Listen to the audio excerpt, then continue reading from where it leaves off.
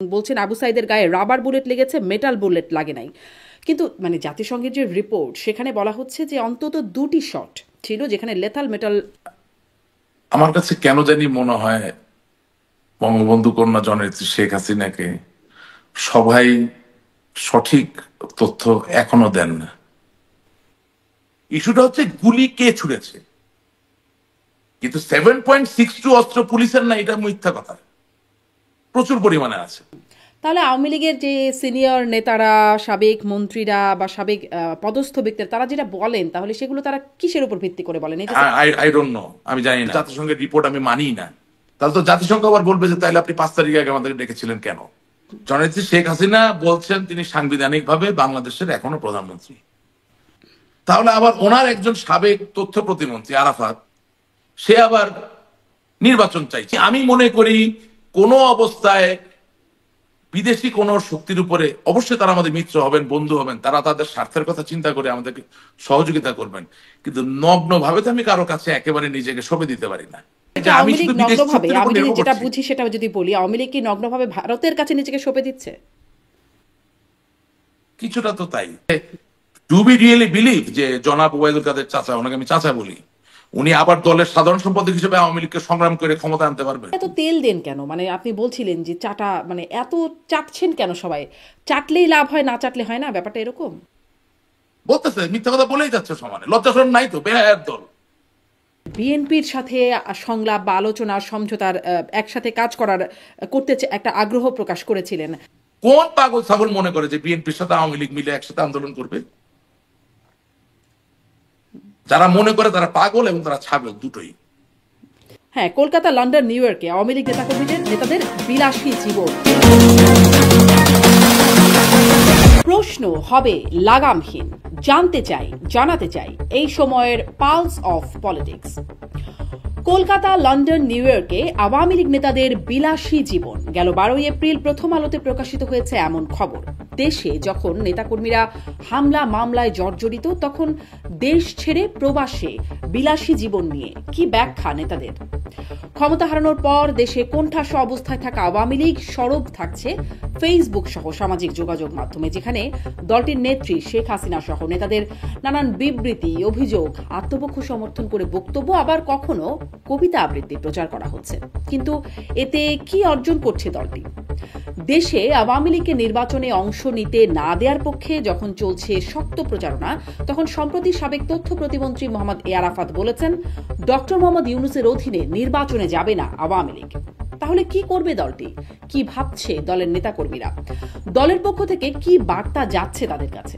এসব নিয়ে আলোচনায় স্বপ্নধারা নিবেদিত পালস অফ পলিটিক্সে আমার আজকের অতিথি আওয়ামী লীগ নেতা রাশেক রহমান।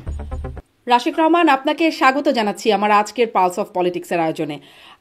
আপনার কাছে শুরু করি যে দেশের রাজনীতিতে এখন অনেকটাই মাঠের রাজনীতি বলতে আমরা যা বুঝি, সেখানে আওয়ামী লীগকে খুব একটা একদম নাই বললেই চলে। সেখানে অনলাইন কর্মকাণ্ডে মোটামুটি আপনাদের একটা সরব উপস্থিতি দেখা যায়। আপনাদের সামাজিক যোগাযোগ মাধ্যম, ফেসবুক সহ সামাজিক যোগাযোগ মাধ্যমে বক্তব্য, বিবৃতি এগুলো শোনা যায়। আমি সেরকমই একটা বিষয় নিয়ে শুরু করতে চাই। আওয়ামী লীগ নেত্রী শেখ হাসিনা, তিনি অফিসিয়াল ফেসবুক পেজে, আওয়ামী লীগের অফিসিয়াল ফেসবুক পেজে তিনি তার বক্তব্য তো আসছে, আপনারা শোনেন সেটি। তিনি একটা বক্তব্য সম্প্রতি তিনি বলছেন, প্রতিটি হত্যাকাণ্ডই ছিল পরিকল্পিত, কবর থেকে লাশ তুলে ফরেন্সিক করলেই স্পষ্ট হবে। এবং তিনি মুগ্ধ আবু সাইদের মৃত্যুর কথা উল্লেখ করছেন এবং বলছেন আবু সাইদের গায়ে রাবার বুলেট লেগেছে, মেটাল বুলেট লাগে নাই। কিন্তু জাতিসংঘের যে রিপোর্ট সেখানে বলা হচ্ছে যে অন্তত দুটি শট ছিল যেখানে লেথাল মেটাল প্যালেটেই আসলে প্রাণ হারিয়েছে, এরকম একটা কনক্লুশনে জাতিসংঘ টানছে। মানুষ আসলে কোনটিকে মানুষ নেবে? এবং তিনি আরও একটা সাথে বলি, তিনি বলছেন আমি হত্যা করিনি, আওয়ামী লীগ হত্যা করেনি, পুলিশ হত্যা করেনি, বরং পুলিশকে হত্যা করা হয়েছে। আওয়ামী লীগ হত্যা করেনি, পুলিশ হত্যা করেনি। এই বক্তব্যটা মানুষ আসলে কতটা আস্থা বা বিশ্বাসের সাথে নিচ্ছে বলে আপনারা দলের রাজনীতিবিদ কর্মীরা মনে করেন?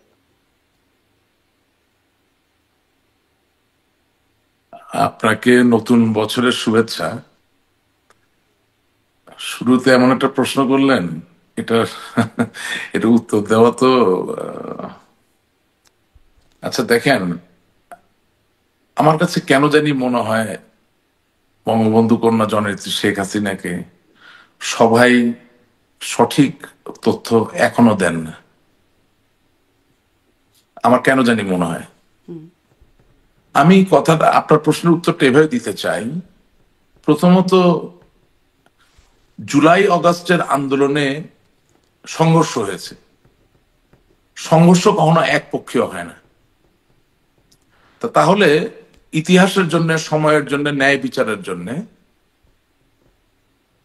আওয়ামী লীগ সমর্থিত যে সরকার, সেই সরকারের পক্ষ অবলম্বন করে পুলিশ হোক, বিজিবি হোক, র্যাব হোক অথবা সেনাবাহিনী হোক, যেই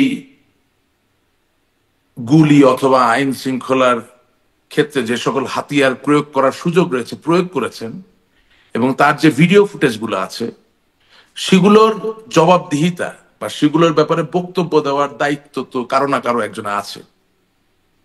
তো সেই বক্তব্যটা যদি কেউ দিয়ে দেন, তাহলে আমি মনে করি অনেকটাই এই রহস্যের অবসান ঘটে।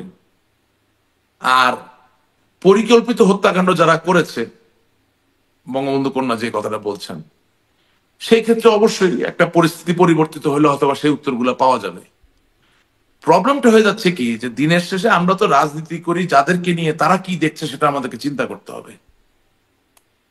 সামাজিক যোগাযোগ মাধ্যমের প্রত্যেকটা জায়গায় এত বেশি এই তথ্যচিত্র বা এই অডিও ভিজুয়াল কন্টেন্ট, যে এই ব্যাপারে আওয়ামী লীগের পক্ষ থেকে পরিষ্কার কোনো বক্তব্য যদি না আসে, তাছাড়া প্রতিনিয়ত আমরা কিন্তু যারা এইসব কন্টেন্ট দেখতেছেন তাদের থেকে দূরত্ব তৈরি করছি। এখন আমি যদি মনে করি যে এই কন্টেন্ট দেখছে স্পেশালি জেনজি বা মিলেনিয়ানরা, তাদেরকে আমাদের প্রয়োজন নাই, তাইলে তার কোনো কথা আগানোর কোনো প্রয়োজন নাই। কিন্তু এট the end of the day, যেমন ধরেন, আমি আসলে জাতিসংঘের রিপোর্টের থেকেও বেশি চিন্তিত কোথায়, একটা কিছুদিন আগে একটা ডকুমেন্টারি বেরিয়েছে 15 মিনিটের, যেটা যাত্রাবাড়ি থানার ওখানে শুটিং বা কিলিং হয়, ওই ওই ওই সংস্থাটা, হ্যাঁ ওই সংস্থাটার নামটা ভুলে গেছিল, সেপ্টেম্বর মাসে বের করেছিল। তো আমি খুব নিবিড় ভাবে সেটা দেখলাম। এখন এইটার ব্যাপারে তো একটা ন্যারেটিভ আপনার থাকতে হবে, এবং নেত্রী যে কথা বলছে কথা সত্য। আওয়ামী লীগ তো হত্যাকাণ্ড করেন নাই। আওয়ামী লীগ একটা রাজনৈতিক দল হিসেবে এর সাথে কোনো সম্পৃক্ততা নাই বলে আমি বিশ্বাস করতে চাই এবং আমি বিশ্বাস করি। আওয়ামী লীগ একটা রাজনৈতিক দল, সে রাজনীতি করে।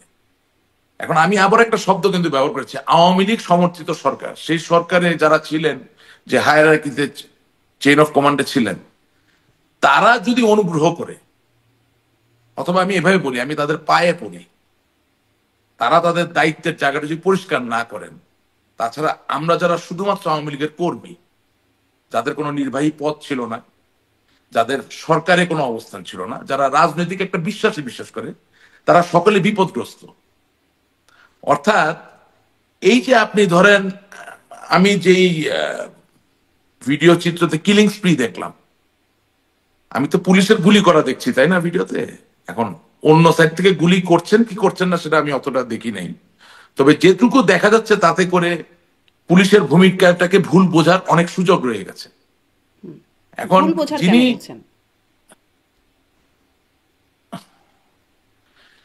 কারণ ওখানে ন্যারেটিভটা তো খুব মারাত্মক, তাই না। ওখানে ন্যারেটিভ বলছে যাদেরকে গুলি করা হচ্ছে তাদের হাতে তো কোনো মরণাস্ত্র দেখা যাচ্ছে না। এখন যদি না আরেকজনের হাতে কোনো মরণাস্ত্র না থাকে, তাছাড়া আপনি কিভাবে, কি কারণে আপনি গুলি করবেন, এটা একটা জায়গা। হ্যাঁ, এখন একটা ব্যাপার আছে, ধরেন আমার উচ্চতা যদি 4 ফিট হয় আর 6.5 ফিট লম্বা যদি কোনো লোক আমাকে আঘাত করতে আসেন, তখন তার হাতে অস্ত্র না থাকলে আমি তাকে হয়তো গুলি করতে পারি। আত্মরক্ষার ক্ষেত্রে জাস্টিফিকেশনের কিছু জায়গা থাকে। হ্যাঁ, এখন ধরেন আপনি যদি যাত্রাবাড়ির সেই ভিডিওটির কথাই বলেন, যেটি আসলে আমিও দেখেছি 3 মাস আগে প্রথম আলোতেও সেটির একটা মানে বড় প্রতিবেদন, তথ্যচিত্র। আমাদের প্রথম আলো কোনো বিষয় না, প্রথম আলো দেখা যাচ্ছে না। শুনেন, আমার জন্য প্রথম আলো কোনো বিষয় না। আমি আবার একটু বলি, প্রথম আলো কেন বিষয় না। প্রথম আলো বাংলাদেশের ভিতরেই তো একটা পত্রিকা, তার ভালো লাগা না ভালো লাগা, তার বিভিন্ন রাজনৈতিক উদ্দেশ্য, এইসব ব্যাপার থাকতে পারে। হ্যাঁ, আমি প্রথম আলোকে খুব ঘনিষ্ঠভাবে চিনি, সুতরাং প্রথম আলো আমার জন্য ফ্যাক্টর না। আমার জন্য ফ্যাক্টর হচ্ছে রাশিক রহমান, যেই বিষয়ই আপনার কাছে ফ্যাক্ট হোক, ভিডিও তো ভিডিও, সেটা যেই অর্গানাইজেশন, না ভিডিও তো ভিডিও না। আমি বলছি আমার জন্য ফ্যাক্টর হচ্ছে যেই সংস্থাটি এই ভিডিওটার কম্পাইলেশন করেছেন, গবেষণা করেছেন, সেটা যদি সত্য একটি অর্গানাইজেশন হয়, আমি সেটাকে মূল্য দিব। এবং আমি মূল্য দিচ্ছি বলেই তো আপনাকে বললাম যে আসলে এটা আমি একা তো দেখছি না, আরো অনেকে দেখছে। সুতরাং সেই জায়গা থেকে আগ্নেয়াস্ত্র ব্যবহার করার যৌক্তিকতা কতটুকু ছিল বা না ছিল সেসব তর্ক বিতর্কের সুযোগ রয়ে যায়। কিন্তু আমি আবার বলছি, মিনতি করে বলছি যে আওয়ামী লীগের নির্বাহী শক্তির যারা অধিকারী ছিলেন, যারা একেবারেই সরকার পরিচালনার জায়গায় ছিলেন, যাদের নির্দেশ অথবা পুলিশ চলতো, তারা যদি আল্লাহর ওয়াস্তে এখন এই জিনিসগুলো পরিষ্কার না করেন, তাহলে যেটা হবে যে আওয়ামী লীগের একজন নিরীহ যিনি কর্মী, যিনি আসলে কারো একটা চুলও হয়তো বা ছিলেন নাই, কারো হয়তো ক্ষতিও করেন নাই, তিনি কিন্তু এখন ক্ষতির সম্মুখীন, তিনি কিন্তু দৌড়ে পালিয়ে বেড়াচ্ছেন।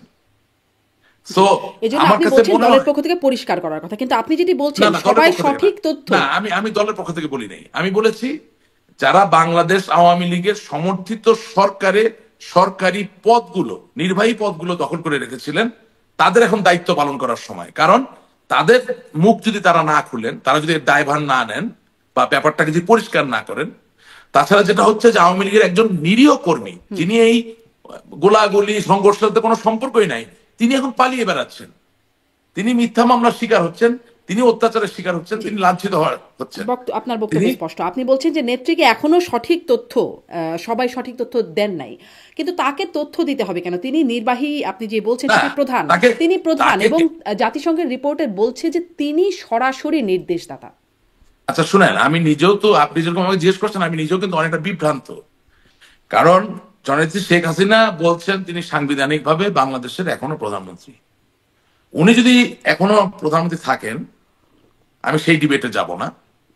তাহলে আবার ওনার একজন সাবেক তথ্য প্রতিমন্ত্রী আরাফাত, সে আবার নির্বাচন চাইছে একটা তত্ত্বাবধায়ক সরকারের অধীনে। জিনিসটা একটু ডাবল স্ট্যান্ডার্ড হয়ে যাচ্ছে। তো তার মানে নেত্রীর কথা তো উনি শুনছেন না।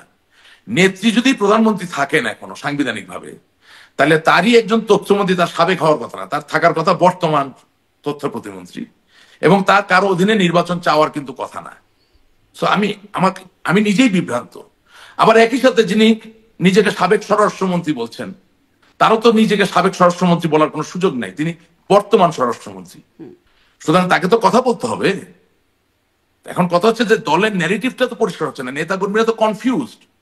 বাংলাদেশ আওয়ামী লীগের নেতা কর্মীরা জননেত্রী শেখ হাসিনাকে ভালোবাসেন, তার উপর আস্থা রাখেন।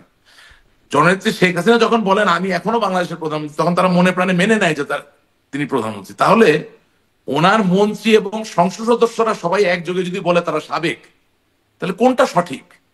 তাতে নেতা কর্মীরা বিভ্রান্ত হচ্ছে। আমার জায়গাটা ছিল ওইটা, যে সরকারের জায়গাটা, সংসদের জায়গাটা, রাজনৈতিক কর্মীর জায়গাটা পৃথক করে আলাদা করে পরিষ্কার করা দরকার।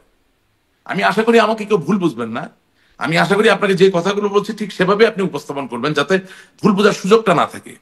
কারণ যে কোনো একটা রাজনৈতিক আবহ, পলিটিক্যাল একটা এনভায়রনমেন্ট বা ইকোসিস্টেমে অনেকগুলো কম্পোনেন্ট থাকে। Awami League is not everything, Awami League is part of it. It's a political party, it has a political philosophy, it has a political ideology. Not necessarily the executive body, the government follows all the ideology and philosophy of Awami League. Rasik Rahman, তাহলে কি বিষয়টা এরকম যে আপনাদের দলের মধ্যে কি coordination বা সমন্বয় জিনিসটার অভাব? কারণ শেখ হাসিনার সাবেক প্রধানমন্ত্রী না হয়ে বর্তমান প্রধানমন্ত্রী যদি হয়ে থাকেন, আর মন্ত্রীরা আপনি বলছেন যে তারা নিজেদেরকে আবার সাবেক বলছেন, এই যে একটা সাংঘর্ষিক অবস্থান, কোনটা সত্যি? সমন্বয় করে কি নিজেদেরকে প্রেজেন্ট করছেন না মানে আপনার দলের শীর্ষ নেতারা? এখন এটা তো একটা কৌশল হতে পারে যে পর্দার আড়ালে হয়তো বা সমন্বয় আছে, কিন্তু ওই কৌশলের কথা আমি জানি না। মানে এটা যে কি আমি নিজেই বুঝতেছি না। হ্যাঁ, আপনি আমাকে আমন্ত্রণ জানিয়েছেন, আমি তো আর লুকিয়ে থাকতে পারি না। হ্যাঁ, যেটুকু প্রাণে বেঁচে থাকার জন্য বা আমার উপরে অন্যায় যাতে সংগঠিত না হয়, আত্মরক্ষার্থে আমার যেটুকু দূরত্ব রাখার সেটা রেখে আমাকে আমার রাজনীতি করতে হবে, আমাকে আমার কথা বলতে হবে। আপনি যেহেতু আমাকে আমন্ত্রণ জানিয়েছেন, আমি সাড়া দিয়েছি। এবং আমি তো বললাম প্রথমে যে আপনার প্রশ্নটা খুবই জটিল, এটা উত্তর দেওয়া সহজ না। কিন্তু আমি নিজেই বিভ্রান্ত যে যদি আমি যদি মেনে নিই, যেটা আমরা অফকোর্স আমরা এটা মেনে নিই, যে বাংলাদেশ আওয়ামী লীগের সভানেত্রী জননেত্রী শেখ হাসিনা, উনি যদি নিজেকে সাংবিধানিক ভাবে এখনো বাংলাদেশের প্রধানমন্ত্রী দাবি করেন, তাহলে ওনার সাথে যারা আছেন, যারা প্রতিনিয়ত বিভিন্ন বিবৃতি দিচ্ছেন, বক্তব্য দিচ্ছেন, তারা তাহলে নিজেদেরকে সাবেক বলবেন কেন? এটা তো তার বক্তব্যের প্রতি সুবিচার করা হচ্ছে না। তাহলে 1971 সালের মতো আমরা বলতে পারি আপনি কোনটাকে ঠিক মনে করেন? প্রধানমন্ত্রী, বর্তমান প্রধানমন্ত্রী, মানে দুইজনের আমি ওটাতে যাওয়ার আগে আমি বলছি যে তাহলে আমাদেরকে 1971 সালের মতো একটা প্রবাস সরকারের কথা ঘোষণা করতে হবে। যে আমি বর্তমান স্বরাষ্ট্রমন্ত্রী, আমি বর্তমান তথ্য প্রতিমন্ত্রী, আমি বর্তমান পররাষ্ট্রমন্ত্রী, আমি বর্তমান এমপি সংসদ সদস্য, কিন্তু আমরা প্রবাসে আছি বিশেষ কোনো চক্রান্ত বা কোনো একটা ষড়যন্ত্রের কারণে।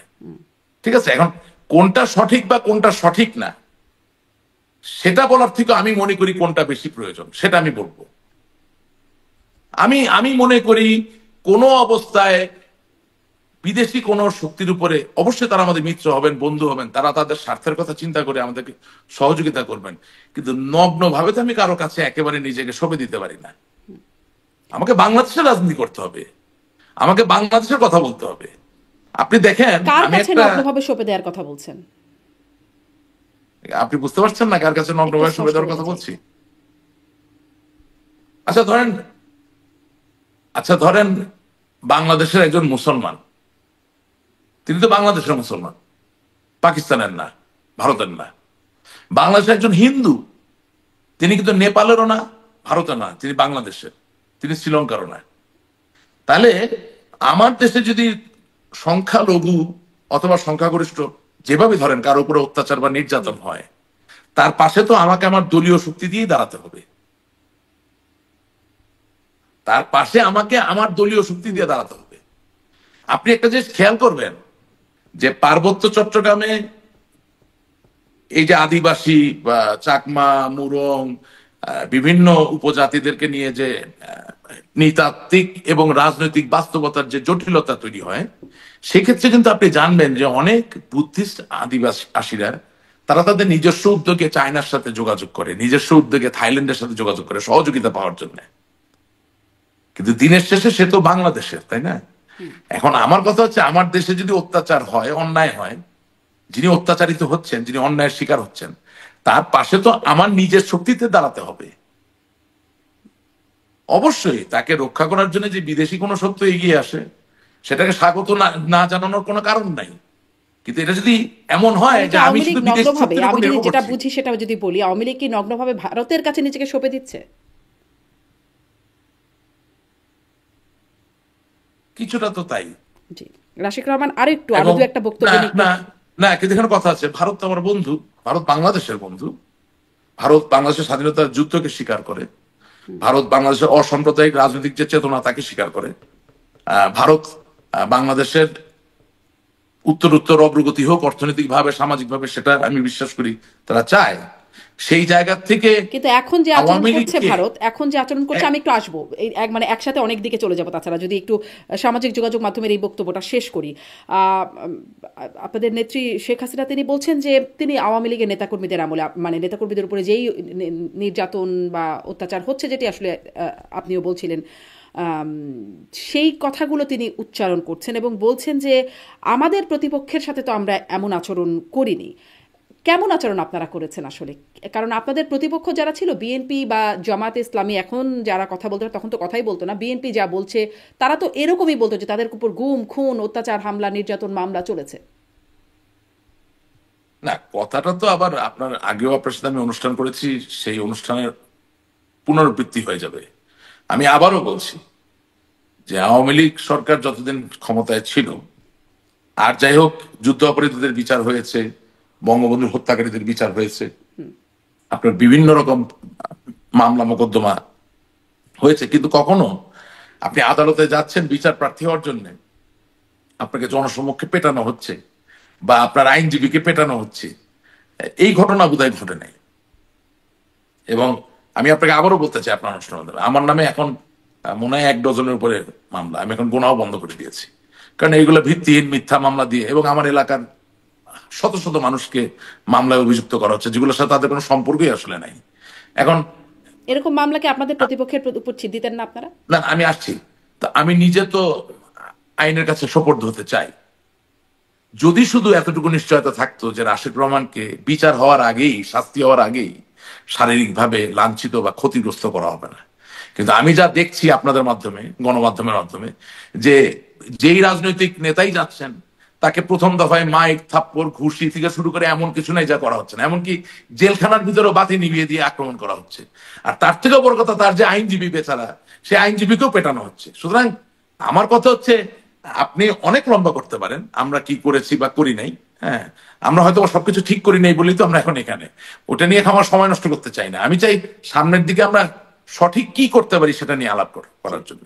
জি, তো সেই সঠিক আলোচনায় করার যাব জন্য, সামনের দিকে সঠিক কি সঠিক করতে করার জন্য পারেন। যেটা যেটা সেটা হচ্ছে যে বর্তমান যে সরকার আছে, হ্যাঁ, বর্তমান যে সরকার আছে সে সরকার যে ক্ষমতায় আছে এই বাস্তবতাকে তো আমি অস্বীকার করতে পারি না। এটা আছে তো। হ্যাঁ, তাকে শুধু আমি একটা কথাই বলতে পারি যে আপনি যদি সত্যি নিশ্চিত হয়ে থাকেন যে আওয়ামী লীগের নেতারা এবং কর্মীরা অপরাধী, অন্যায়কারী, তাহলে তাদেরকে আদালতে এসে সোপর্দ হওয়ার সুযোগ করে দেন।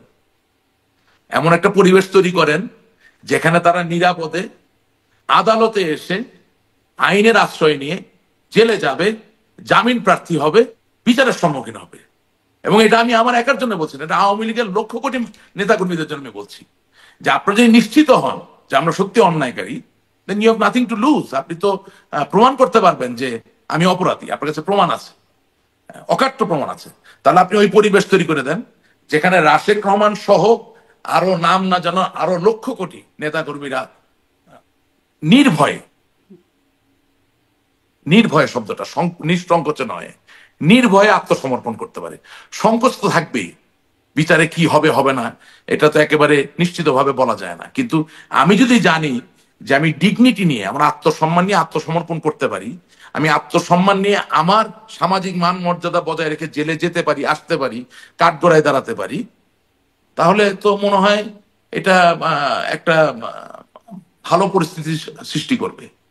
জি, জি, আপনার এই আবেদনটা স্পষ্ট। আহ, আপনারা প্রায় মানে সেই জাতিসংঘের প্রতিবেদনের কথা বলছিলাম, যেটা নিয়ে উল্লেখ করছিলাম একটু। একটা বিষয় খুব উল্লেখ করেন আপনাদের নেতা কর্মীরা সবসময়, ব্রিগেডিয়ার সাখাওয়াতকে মানে উদ্ধৃতও করেন এই প্রসঙ্গে। তিনি সাবেক স্বরাষ্ট্র উপদেষ্টা থাকাকালীন তিনি বলেছিলেন 7.62 রাইফেলের বিষয়টা।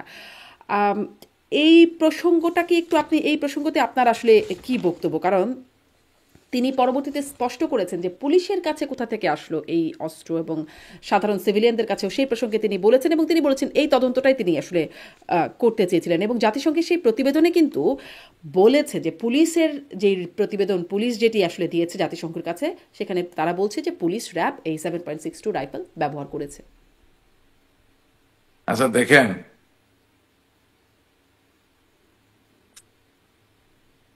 উনি তো একজন মুরব্বী মানুষ, একজন ওয়ান স্টার জেনারেল ছিলেন, নির্বাচন কমিশনার ছিলেন। ওনার কথা কি বলবো, মানে যখন কানেক্ট করে প্রশ্ন করেন তখন প্রশ্ন উত্তর দিতে অসুবিধা হয়। মানে বাংলাদেশের মানুষ হচ্ছে কি সবসময় শ্যালো কমেন্ট করে বাংলাদেশের মানুষ, বুঝলেন। চৈনিক একজন প্রখ্যাত জেনারেল আছেন যার নাম হচ্ছে জেনারেল লু, চাইনিজ রেভলিউশনে আর্মির একজন জেনারেল, তার নাম হচ্ছে জেনারেল লু। তিনি একটা অস্ত্র ডিজাইন করেছিলেন যেটাকে বাংলাদেশের প্রচলিত ভাষায় বলা হয় চাইনিজ রাইফেল। চাইনিজ রাইফেলের দুইটা ভার্সন আছে, একটা হচ্ছে সেমি অটোমেটিক, আরেকটা হচ্ছে ওটাও সেমি অটোমেটিক হতে পারে কিন্তু সেটাতে গুলির সংখ্যা ম্যাগাজিনে কম থাকে। একটাতে 25 রাউন্ড এবং ঊর্ধ্ব, আরেকটাতে 11 রাউন্ড বোধহয় রাখা যায়, আমি ভুল, কারণ আমি তার অস্ত্রের বিশারদ না, আমি পড়ালেখা করে পেয়েছি। বাংলাদেশ পুলিশের প্রতি 5টা অস্ত্রের পরে যে অস্ত্র থাকে সেটা হচ্ছে 7.62 একটা চাইনিজ রাইফেল। এবং বাংলাদেশ পুলিশের আধুনিকায়নের সাথে এই 7.62 সেমি অটোমেটিক ভার্সনও কিন্তু পুলিশকে দেওয়া হয়েছে। আপনি আর্মড পুলিশ ব্যাটালিয়নের যে অস্ত্রগুলো যদি দেখেন সেখানে প্রচুর পরিমাণে 7.62 আছে। র্যাবের কাছে 7.62 ক্যালিবারের অস্ত্র আছে। বাংলাদেশ সেনাবাহিনীর কাছে 7.62 ক্যালিবারের অস্ত্র আছে। এখন 7.62 তো কোনো বিতর্কের ইস্যু হইতে পারে না, ইস্যুটা হচ্ছে গুলি কে ছুড়েছে।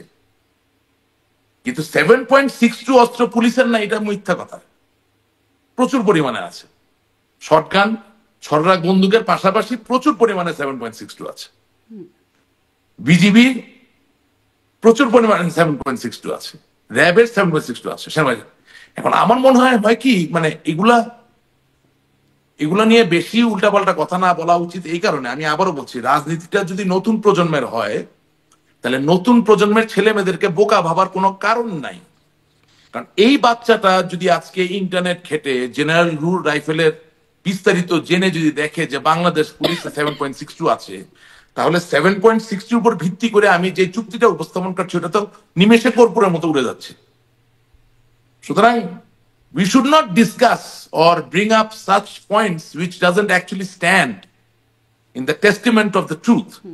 তাহলে আওয়ামী লীগের যে সিনিয়র নেতারা, সাবেক মন্ত্রীরা বা সাবেক পদস্থ ব্যক্তিরা তারা যেটা বলেন, তাহলে সেগুলো তারা কিসের উপর ভিত্তি করে বলেন? এই যে 7.62 আমি জানি না ভাই, I don't know, আমি জানি না। আচ্ছা, আওয়ামী লীগের যে অফিসিয়াল ফেসবুক পেজ, সেখানে আসলে এই জাতিসংঘের রিপোর্টটাকে প্রত্যাখ্যান করা হয়েছে। আপনি আওয়ামী লীগের একজন কর্মী হিসেবে, একজন নেতা হিসেবে আপনি জাতিসংঘের রিপোর্টকে কিভাবে নেন? না না, আমার কথা হচ্ছে যে হত্যাকাণ্ড যেখানে যেভাবে হোক সেটা তো বিচার হতে হবে। এখন সমস্যা হলো যে নেতৃত্ব গতকালকে না গত পরশুদিন আমি যেটা শুনলাম লাস্ট বক্তব্য, সেখানেও তিনি বলেছেন যে আমি তো জাতিসংঘকে তদন্ত করার জন্য আহ্বান জানিয়েছিলাম এবং একটা কমিটিও করে দিয়েছিলাম, কিন্তু সেটা কেন করা হলো না, এটা আমার প্রশ্ন। তাহলে এই কথাটা যদি সত্য হয়, তাহলে তার মানে আপনি তো জাতিসংঘের উপর আস্থা রেখেছিলেন 5ই আগস্টের আগে। তাহলে এখন যদি জাতিসংঘ কোনো রিপোর্ট দেয়, তাহলে সেই রিপোর্টে কোনো ভুল ত্রুটি থাকলে আমি মনে করি সেগুলো তুলে ধরা ভালো, রাদার দেন বলা যে জাতিসংঘের রিপোর্ট আমি মানি না। তাহলে তো জাতিসংঘ আবার বলবে যে তাহলে আপনি 5 তারিখ আগে আমাদেরকে ডেকেছিলেন কেন? তাহলে কোনো একটা উত্তর তো আপনাকে দিতে হবে, কোনো একটা জায়গায় তো আপনাকে দাঁড়াতে হবে। ওইটা ওই বাংলাদেশের প্রধানমন্ত্রী থাকা সাবেক প্রধানমন্ত্রী দুইটার একই রকম ব্যাপার আর কি, মানে যে কোনো একটা জায়গায় আপনাকে আসতে হবে। আপনি যদি জাতিসংঘ, এটা আমি কয়েকদিন মানে বিগত প্রোগ্রামে আওয়ামী লীগ নেতারা যখন এসেছেন, আমি দুটা প্রোগ্রামে উল্লেখ করেছি, জাতিসংঘ বলছে যে জাতিসংঘই বরং আবেদন করেছে, কিন্তু সেটিকে সরকারের পক্ষ থেকে তাদের আবেদনে সাড়া দেওয়া হয়নি ডক্টর ইউনূসের সরকার আসার পরে। আমাকে তো জননেত্রী শেখ হাসিনার কথা বিশ্বাস করতে হবে, আমি তো আওয়ামী লীগের কর্মী। উনি ওনার বক্তব্যে বলেছেন যে উনি জাতিসংঘকে তদন্ত করার জন্য আহ্বান করেছিলেন। কেন করেছিলেন? কারণ উনি জাতিসংঘের উপর আস্থা রাখেন। তাহলে আমাকে নেত্রীর কথা যদি সত্য এবং সঠিক ধরে নেই, তাহলে এরপরে জাতিসংঘের যে তদন্ত প্রতিবেদন, সেটাকে আমি ফেলে না দিয়ে আমাকে বলতে হবে যে অমুক জায়গায় ত্রুটি হয়েছে, অমুক জায়গায় আরো দেখার ব্যাপার আছে। মানে ডিপ্লোমেসির তো একটা ভাষা থাকে, আপনি ক্যান্সেল আউট করবেন কিভাবে, সেই জায়গাটা আপনাকে সিদ্ধান্ত নিতে হবে। কারণ আমরা নিজেরাই তো জাতিসংঘের তদন্ত চেয়েছিলাম নেত্রীর ভাষ্য অনুযায়ী। জি, আপনি যে এরকম মানে সমালোচনায় বেশ খোলামেলা কথা বলছেন, আগেও আপনি সমালোচনা খুবই প্রখরভাবেই করতেন, তখন অবশ্য বিরোধীদের বেশি সমালোচনা করতেন, এখন একদম আত্মসমালোচনা বা নিজের দলের সমালোচনা করেন। আমি তো একদমই নির্মোহভাবে সমালোচনা করছি। আমি তো আপনাকে বললাম যে বর্তমান সরকারের উচিত, যদি সত্যি তারা এত কমিটেড হয় যে আমরা অপরাধী অন্যায়কারী, সুযোগ করে দেখ না, আমরা এসে আদালতে দাঁড়াই, দেখি কোন মামলাটা উনি প্রমাণ করতে পারেন। I am very clear, I am very bold. আমি কি এখন সমালোচনার কথা বলি নাই? আমি তো বললাম যে একটা আদালতে দাঁড়ানো যায় না, উনি বিচার দিবেন কিভাবে? কিন্তু এই যে দলের ভিতরের বিষয় নিয়ে যে দুই নাম্বার কথা হচ্ছে আমি কার সমালোচনা করছি? আমার কথা হচ্ছে আমার দলের নেতা কর্মীরা নেত্রী শেখ হাসিনার কথাকে সত্য মনে করেন। উনি যদি সাংবিধানিক প্রধানমন্ত্রী হন, তাহলে আমি তাকে সমালোচনা করছি যিনি তার নিজেকে সাবেক বলছেন। Why? He has to listen to the president of the party, Sheikh Hasina. সে নেত্রীর কথা শুনতেছে না কেন? এটা কি সমালোচনা হলো নাকি? আমাকে গত পরশুদিন যুক্তরাজ্য থেকে একজন সাবেক ছাত্রনেতা ফোন করেছে। তাকে আমি পরিষ্কার বলেছি যে তোমার ওখানে যারা কেন্দ্রীয় নেতা আছেন বা বিভিন্ন পদে ছিলেন, মন্ত্রী ছিলেন, মেয়র ছিলেন, তারা যখন নিজেকে সাবেক বলে তখন নেত্রীর কথাটা তো হালকা হয়ে যায়। কেন তারা নিজেকে সাবেক বলবে? এখন এটাকে যদি সমালোচনা মনে করেন, তাতে কিছু করার নাই ভাই, আমি সত্য কথা বলতেছি। যে কোনো একটা হতে হবে। এবং নেত্রী যদি বলেন যে আমি প্রধানমন্ত্রী এখনো সাংবিধানিক ভাবে, তাহলে আমি তো গোপন করছি না, এটা আমি আরাফাতের সাথে সরাসরি কথা বলতে পারবো। বাংলাদেশ আওয়ামী লীগের সে কেন্দ্রীয় কমিটির সদস্য, কিন্তু তার পাশাপাশি আরেকটা পরিচয় হচ্ছে সে তথ্য প্রতিমন্ত্রী। তাহলে নেত্রী যদি সাংবিধানিক ভাবে প্রধানমন্ত্রী হন, তিনি কি আরাফাতকে বরখাস্ত করেছেন বা তিনি কি ক্যাবিনেট ভেঙে দিয়েছেন? তা তো করেননি। তাহলে আরাফাত কিভাবে আওয়ামী লীগের একজন নেতা হয়ে অনলাইনে গিয়ে লাইভে গিয়ে বলছে যে সে নির্বাচন চায় তত্ত্বাবধায়ক সরকারের অধীনে? এটা জানতে চাও আমার জন্য কি অন্যায়? আপনারা কি আমার জন্য গালিগালাজ করবেন? এর জন্য কি আমাকে জেলে দিবেন? এর জন্য কি আপনারা বসে করবেন?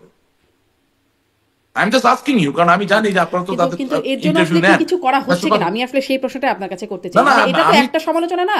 রাশিদ রহমান এর আগে আপনার সাথে দুটো অনুষ্ঠান করেছে, আপনি অনেক আত্মসমালোচনার কথা বলেছেন। সেই জায়গা থেকে আপনার বিরুদ্ধে দলের কাছ থেকে কোনো রকম বার্তা কি আসে, কোনো নিষেধ? হ্যাঁ আসে, অনেকে বলে ভাই আপনি এগুলো ওপেনলি বলেন কেন, এগুলা ফোরামে বলেন। হ্যাঁ, চাপও দেয়। আমি বলি ভাই কোন ফোরামে বলবেন, কোথায় ফোরামটা, কথা বলেন কোথায় কথা বলার ফোরাম? আপনি ইসরায়েল গাজা প্যালেস্টাইন নিয়ে কথা বলতেছেন, কোথায় বসে বলতেছেন? আপনি ভারত থেকে আপনি খুব গাজা গাজা করতেছেন, তাহলে কি হইল? মানে কেন বলছি এই কথাটা? কারণ হচ্ছে যে দিনের শেষে ভারত তো ইসরায়েলের মিত্র দেশ, আপনি সেখানে বসে আবার আপনি মানে এগুলো হচ্ছে ডাবল স্ট্যান্ডার্ড হয়ে যাচ্ছে। আমার কথা হচ্ছে কি যে আপনি আপনার জায়গাটাকে ছোট করে আনেন। প্রথম কথা হচ্ছে আপনার দলকে বাঁচান, আপনার নেতা কর্মীকে বাঁচান। এটা তো তেল মারার কোনো বিষয় না। কতগুলো লোক আওয়ামী লীগের সময় ব্যবসা বাণিজ্য করছে, চুরি চুরি করছে, তাদের কারণে আজকে নিরীহ যে নেতা কর্মীরা তো কষ্ট পাচ্ছে। এখন এটার জন্য রাষ্ট্রীয় কুমারকে খুব গালিগালাজ করতে পারেন, কিন্তু আমাদের জায়গাটা ছোট করেন, এত লাফালাফি করেন না। ছোট করে দেশ বাঁচানো, দল বাঁচানোর চিন্তা ভাবনা করেন। আপনি আপনি ডোনাল্ড ট্রাম্প বললো আন্তর্জাতিক অপরাধ ট্রাইব্যুনাল যেটা, সেটাকে সে স্বীকৃতি দেয় না। আপনার মনে আছে তো নিউজটা? আপনার মনে আছে নিউজটা? হ্যাঁ, আমরা খুব খুশি হয়ে গেলাম, একদম ফেসবুক সয়লাভ। কেন সয়লাভ? কারণ এখন তো আর ইউনূস সরকার আর যেতে পারবে না ওখানে, তাই না? গুড। আবার আমার দলের আনোয়ারুজ্জামান সাহেব, যিনি আবার নিজেকে সাবেক মেয়র বলেন সিলেটের, বর্তমান মেয়র না, সাবেক মেয়র, নিজে নিজে সাবেক হয়ে গেছে। হ্যাঁ, তিনি আবার ওই আন্তর্জাতিক অপরাধ ট্রাইব্যুনালে মামলা করতে চান। তা স্ট্যান্ডার্ডটা কোথায়, কোনটাতে বিশ্বাস করেন আপনি? আপনি কি আমার কথাটা বুঝতে পারতেছেন আমি কি বলতে চাচ্ছি? আমার কথা হচ্ছে যে আমাদের একটু ধীর স্থির হয়ে আমরা কি পারতেছি না একটা জায়গা দাঁড়াইতে? আমাদের একটা জায়গায় তো দাঁড়ানো দরকার। আপনি মনে করেন আমি দেশের বাইরে, দরকার নাই, আরেকজন দেশ দরকার নাই, দেশে কি আর কোনো লোক নাই? কাউকে আপনি সাময়িকভাবে কোনো দায়িত্ব দিতে পারছেন না, একটু গিয়ে কারো হাত পা ধরার, একটু রাস্তায় গিয়ে দাঁড়ানোর জন্য? আপনি কি সত্যি মনে করেন পদ পদবি ছাড়া, কোনো স্বীকৃতি ছাড়া, প্রাতিষ্ঠানিক কোনো অঙ্গীভূতকরণ ছাড়া কোন লোকের রাস্তায় দাঁড়ায় আন্দোলন করে কিছু যায় আসে? আপনি আপনি মানে আমি যদি নির্মোহভাবে আপনাকে বলি, ধরেন জুনায়েদ আহমেদ পলক বেচারা এখন জেলে, সে যখন ছাত্র রাজনীতি করতো তখন কি আপনি তারা চেনেন? তারা চিনতেন মন্ত্রী হওয়ার পরে।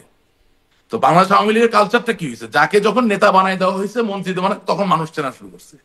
আর বঙ্গবন্ধুর সময় কি ছিল, মানুষ আগে চিনতো তারপরে হইতো, ব্যাপারটা হচ্ছে আগে চেনা তারপরে হওয়া। আর আমাদের ক্ষেত্রে কি হয়েছে, আমরা আগে হইছি তারপর মানুষ চেনছে, তাও ঠিক মতো চিনে নাই। তো কথা হচ্ছে যার দরুন আমরা আসলে কারো উপর আস্থা রাখছি না। তো আমাদেরকে তো যেভাবে হোক ঢাকা বিশ্ববিদ্যালয়ে নিবেদিত ভাবে নীল দল করেন, বহু বছর ধরে করেন, সাহসী ব্যক্তি, হারানোর কিছু নাই, তাকে হইলেও তো আমি দলের মুখপাত্র বানাতে পারি, কিন্তু বানাচ্ছি না, বানাবো না। তাহলে মেসেজটা কি? এবং যদি শুনেন, অত ষড়যন্ত্র চক্রান্তের কথা বলতে গেলে যদি আমাদের ফর্মুলা এত কারেক্ট হইতো, তাহলে তার 5ই আগস্ট হইতো না, আমাদেরকে দেশের বাইরে যাওয়া লাগতো না। তাহলে যাদের হাত দিয়ে ফর্মুলাটা ভুল প্রমাণিত হয়েছে, থিওরামটা বা স্ট্রাকচারটা has been proven to be absolutely wrong and ineffective, কিছুদিনের জন্য তাদেরকে একটু বলা যায় না যেটা আরাম করেন, একটু অন্যরা একটু চেষ্টা করুক? খুব কি অসুবিধা হবে তাতে? আওয়ামী লীগ কি বদলে যাবে? আপনি যে দায়িত্ব দেবার কথা বলছেন, আপনি বলছেন যে যাদের নতুনদের দায়িত্ব দেবার কথা যেটি বলছেন, মানে আপনি কি সত্যি বিশ্বাস করেন? মানে আপনি না, আপনি তো গণমাধ্যম কর্মী, মানে আমি বলছি যে ডু বি রিয়েলি বিলিভ যে জনাব ওবায়দুল কাদের চাচা, ওনাকে আমি চাচা বলি, উনি আবার দলের সাধারণ সম্পাদক হিসেবে আওয়ামী লীগকে সংগ্রাম করে ক্ষমতা আনতে পারবেন, অথবা একটা আওয়ামী লীগের একটা সম্মানজনক জায়গায় আনতে পারবেন? If not, what are we waiting for?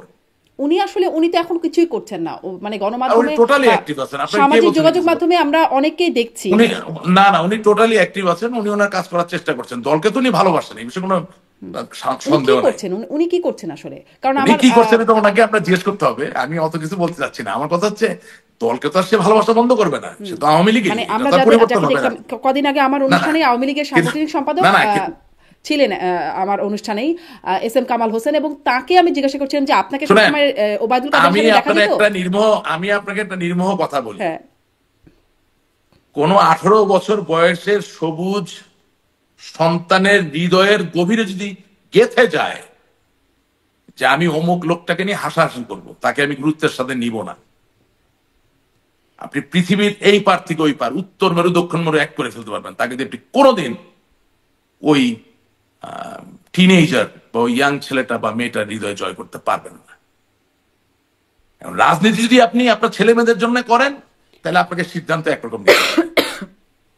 R S M Kamal Hossain ভাই, তারা আমার খুব ঘনিষ্ঠ, আমি তাদেরকে নিয়ে কোনো কথা বলতে চাই না। তারা একটা স্ট্রাকচারে আছেন, নেতা হয়েছেন, এমপি হয়েছেন, তাদের জন্য অনেক কথা বলা হয়তো বা কঠিন হয়, কিন্তু আমি বিশ্বাস করি যেহেতু এরশাদ বিরোধী আন্দোলনে সে একটা খুব ভালো জায়গায় ছিল এবং তাকে আমি খুব ঘনিষ্ঠভাবে চিনি, সে আসল রাজনীতি কি এটা সে জানে, বোঝে, কিন্তু বলতে পারে না। ঈশা ভয় পায় যে সামনে যদি নমিনেশন না পায় বা যদি আবার এমপি না হইতে পারে, বা এমপি হইলে যদি মন্ত্রী না হইতে পারে, ঠিক আছে, তারটা তার জায়গায় থাকুক, আমি ওই জায়গাটা যেতে চাই না। যেহেতু আমি আপনাকে এর আগেও বলেছি যে আমি খুব আলট্রুইস্টিক রিজনে রাজনীতি করতে এসেছি, আলট্রুইস্টিক রিজনেই রাজনীতি করতে চাই, করব ইনশাল্লাহ। সেজন্য আমি আসলে অত রাগ ঢাক রেখে অত ভয় ডর করে কথা বলায় বিশ্বাস করি না। কারণ আমি তো একটা কথা ঢাকা বিশ্ববিদ্যালয়ে তো বলেছিলাম বহু ছেলেমেয়ের মাঝে যে a politician is not necessarily a leader. A leader can be politician, but a politician always cannot be a leader, কারণ লিডারশিপের ব্যাপারটা অনেক বড়। সে অনেক কুটচাল, অনেক কিছুকে বাদ দিয়ে একেবারেই, আমি বলবো একেবারেই বোকার মতো অনেক সময় একটা অবস্থান নিয়ে নেয়, সত্যের রাশিদ রহমান, অবস্থান। আবার একটু ওই প্রসঙ্গটাতে আসি যে ওই যে নতুন মানে নেতৃত্বের কথা যখন আপনি বলছিলেন, মানে গণ অভ্যুত্থানের পর এখন থেকে 8 মাস আগে সজীব অজিত জয়কে, সাবেক প্রধানমন্ত্রী পুত্র, তাকে এই প্রশ্ন করা হয়েছিল, রয়টার্স প্রশ্ন করছিলেন যে আওয়ামী লীগের প্রধানমন্ত্রী প্রার্থী তিনি হবেন কিনা। তিনি বলেছিলেন যে আমার মা এই টার্মের পর অবসর নিতে যাচ্ছেন, যদি দল চায় তিনি অবশ্যই বিবেচনা করবেন। এরকম কি কোনো বিবেচনার কথা আপনি আপনার দলের মধ্যে শুনেছেন? আর আপনি সাবেক তথ্য প্রতিমন্ত্রীর কথা বলছিলেন, তিনি সজীব জয়ের বন্ধু বলে আমরা জানি, তিনি বলছেন যে দলে শতভাগ মানুষ শেখ হাসিনার প্রতি আস্থাশীল, নেতৃত্ব পুনর্গঠনের কোনো সম্ভাবনা নেই, কোনো নেতৃত্ব পরিবর্তনের আভাসের কথা তিনি বলছেন না। এরকম আসলে কোনো আলোচনা কি আছে দলের মধ্যে নেতৃত্ব নিয়ে? আচ্ছা, প্রথম কথা হচ্ছে বঙ্গবন্ধু কন্যা জননেত্রী শেখ হাসিনা বাংলাদেশ আওয়ামী লীগের সভানেত্রী, এটা নিয়ে আমিও কোনো কথা বলছি না। আমি বলতে চাইছি ওটা যে দোজ হু হ্যাভ ফেইলড আস, আপনি তাদেরকে দিয়ে আবার পারবেন কিনা? উত্তর হচ্ছে পারবেন না। কথা পরিষ্কার, আমার কথা কোনো অ্যাম্বিগুইটি নেই। দোজ হু হ্যাভ ফেইলড আস, যারা আমাদেরকে অলরেডি ব্যর্থ করে দিয়েছেন বিভিন্ন কারণে, ব্যক্তিগত লিপ্সা, ব্যক্তিগত লালসা, ব্যক্তিগত স্বার্থ, ব্যক্তিগত লোভ, ব্যক্তিগত পর্যায়ে নিজের স্বার্থকে চরিতার্থ গিয়ে অবিচারের জায়গাগুলো তৈরি করা, অপরাধ করা। এবং ওই জন্য প্রথমে বলেছি যে আমার মনে হয় না জননেত্রী শেখ হাসিনা সব ইনফরমেশন ঠিক মতো পাচ্ছেন। I don't think so. শুনেন, আমি আপনার কাছে কথা বলি, আমার এলাকার যে এমপি হয়েছে জাকির হোসেন সরকার, আমার তার রেকর্ডিং আমার কাছে আছে, মাইক লাগায় শিক্ষক বিক্রি করতেছে। এই রেকর্ডিং যখন আমি পাঠাইলাম যে এটা কি করবো অ্যাকশন নেওয়ার জন্য, এটা নেত্রী পর্যন্ত পৌঁছাইতে দেয়নি, তার আগেই তো সব শত্রু হয়ে গেছে আমার। আপনার মুখ্য সচিব ছিল একজন, ছিল না আবুল কালাম আজাদ, এমপি হয়েছিল, সে আর তার কাজিন মিজানুর রহমান নামে এক পুলিশের এসপি ছিল রংপুরের, পরে রাজবাড়ির বুধা এসপি ছিল, পরে এডিশনাল আইজি না কি জানি হয়েছে, আমি অত কিছু জানি না। এই দুজনে মিলে যে এমন এক পরিস্থিতি তৈরি করলো যে কত বড় উন্মাদ দুর্নীতিবাজ যে মাইক লাগায় শিক্ষক বিক্রি করে স্কুলে, তার বিরুদ্ধে কোনো অ্যাকশন নেওয়া যায় নাই। আমার কাছে তো রেকর্ডিং আছে এখন, 71 টিভি সে রেকর্ডিং পেয়ে প্রোগ্রাম করে ফেললো, বাংলাদেশ প্রতিদিনের নঈম নিজাম ভাই নিউজ করে ফেললো। কি হইলো এখন বলতে চাই না, পুলিশেরই কোন এক মহল যারা এই তথ্য প্রযুক্তির ব্যাপারগুলো দেখে, তারা ফোন করে বলতেছে এটা চালায়েন না, এটাকে অফ করেন। এখন আপনি কি ওই লোকগুলাকে দিয়ে পারবেন নাকি ফিরতে? এটা সম্ভব? Do you think you can come back? It's not going to happen. আমি তো আপনাকে একটা প্রায়োগিক উদাহরণ দিলাম, আমি কখনো তথ্য প্রমাণ ছাড়া কোনো কথা বলি না। I still have the recording, আপনি ফরেন্সিক চেক করেন, মাইক লাগায় শত শত মানুষের মাঝখানে কি ধরনের ডিবাউচারি, ভ্রষ্টাচার এটা মনে করতেছেন আপনি? এটা তো হয়েছে ভাই, আমি তো কিছু বলতে পারিনি, আমি চুপচাপ, আমাকে এটা সহ্য করতে হয়েছে। আপনি এটাও জানবেন গোলাম রব্বানী নামে এক লোক, মানে আজকে যে নির্বাচনটা একটা চ্যালেঞ্জ না আমাদের জন্য, নির্বাচন নিয়ে আমাদের সামনে প্রশ্ন উঠছে বিভিন্ন রকম, যে আমরা নাকি ভালো নির্বাচন করি নাই, কেন হচ্ছে। আপনাকে আমি একটা বাস্তব ঘটনা বলি, যদি আপনার মানে সাহস থাকে এটা সলভ করার, তা বলে দিই আপনাকে ঘটনাটা।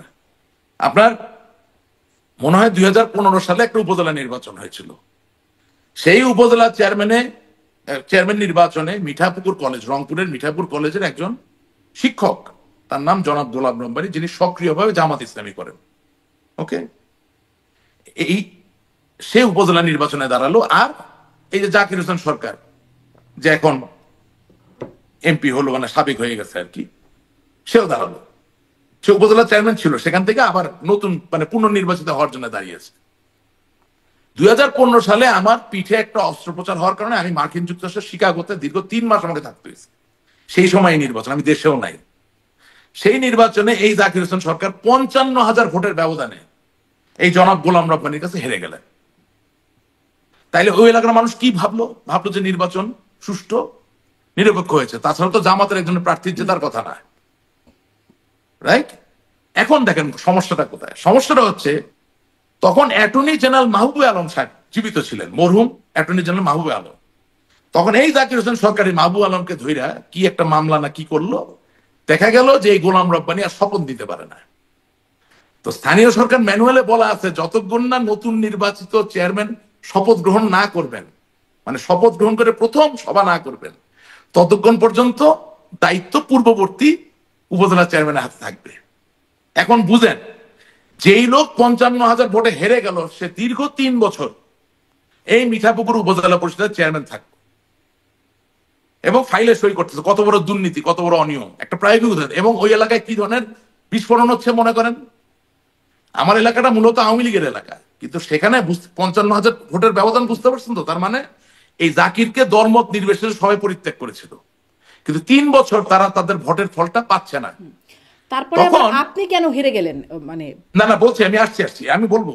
তখন তৎকালীন মাননীয় প্রধানমন্ত্রী জননেত্রী শেখ হাসিনার বেআই সাহেব, ইঞ্জিনিয়ার মোশাররফ সাহেব, স্থানীয় সরকার মন্ত্রী, তিনি হঠাৎ করে ওই এলাকার সবাইকে ডাইকা বলতেছেন যে কি ব্যাপার, স্থানীয় সরকার উপজেলা চেয়ারম্যান জয়ী হয়েছে একজন, সই করতেছে আরেকজন, এটা তো আমি দুদকের মামলা খাবো, এটা তো আমি অ্যালাউ করবো না।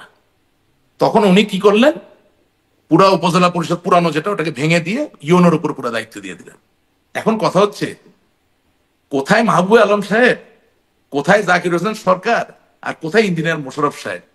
এই নির্বাচনের ফলাফল যেভাবে ঠেকিয়ে 3 বছর অন্যায়ভাবে একজন থাকলো, এটার ভোগান্তি আজকে কার হচ্ছে?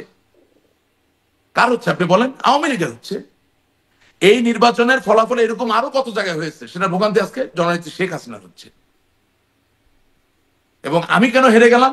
আপনি আজকে আমার আবার ভোট গণনা করেন, আমি আজকে লিখে দিলাম আপনাকে আমি জয়ী হয়েছি, কিন্তু না, আমি দলের প্রতি 100% অনুগত। আমি কখনোই ওই সময় আমার দল বিব্রত হোক এরকম কোনো কথা বলতেও চাইনি, বলতে চাইও না। কিন্তু এখন যে বলছেন তাতে দল বিব্রত হচ্ছে না? না, এখন তো বাঁচতে হবে। দল না বাঁচলে আপনি বাঁচবেন কিভাবে? আমরা তো আস্থা রেখেছি যে ঠিক আছে, যারা স্থানীয় সরকারে যাই করেছে তারপর হয়তো টিকে যাব। আমি তো আমার দুর্বলতা স্বীকার করছি, আমার দায়। শুনেন, আমাকে আপনি সাজা না দেওয়ার কোনো সুযোগ নাই। রাজনৈতিক যেই দুর্বলতা আমি প্রকাশ করেছি, তার জন্য সাজা আমাকে পেতে হবে আজকেও কালকেও। কিন্তু তাই বলে আমি তো এটা কন্টিনিউ করবো না। আমাকে যেটা সত্য কথা সেটা বললাম, আপনি তো অনেক ঘটনাই জানতেন না, যে এখন বললাম। আমি কি পলিটিশিয়ান আর আমি কি রাজনৈতিক কর্মী? ওই যে টাকা খাওয়ার যে অডিও, পুলিশের ভয়ে তো ছাড়া যায় নাই অডিও। আমি তো আপনাকে বলে দিলাম পুরো জিনিসটা। আপনি যিনি মুখ্য সচিব হবেন শেখ হাসিনা, জননেত্রী শেখ হাসিনা, তিনি এমপি হবেন কেন? মানে আপনি চাকরি ছাড়লেন, এমপি হইলেন, এর থেকে বেটার লাইফ তো আর হয় না। তাইলে তো আমরা ব্যবসা বাণিজ্য ছাইরা দিয়া, আমাদের টিনেজ থেকে আমার বাবাকে অনুসরণ কইরা সবকিছু ফালাইতে রাজনীতি করলাম, তাহলে এটা সার্থকতা কোথায়? তাহলে তো বিসিএস ক্যাডার হয়ে মুখ্য সচিব হয়ে চাকরিটা ছাইরা দিয়ে এমপি হওয়া উচিত ছিল। আপনি আমার কথা বুঝতে পারছেন আমি কি বলতে? কোথায় উই ওয়েন্ট রং?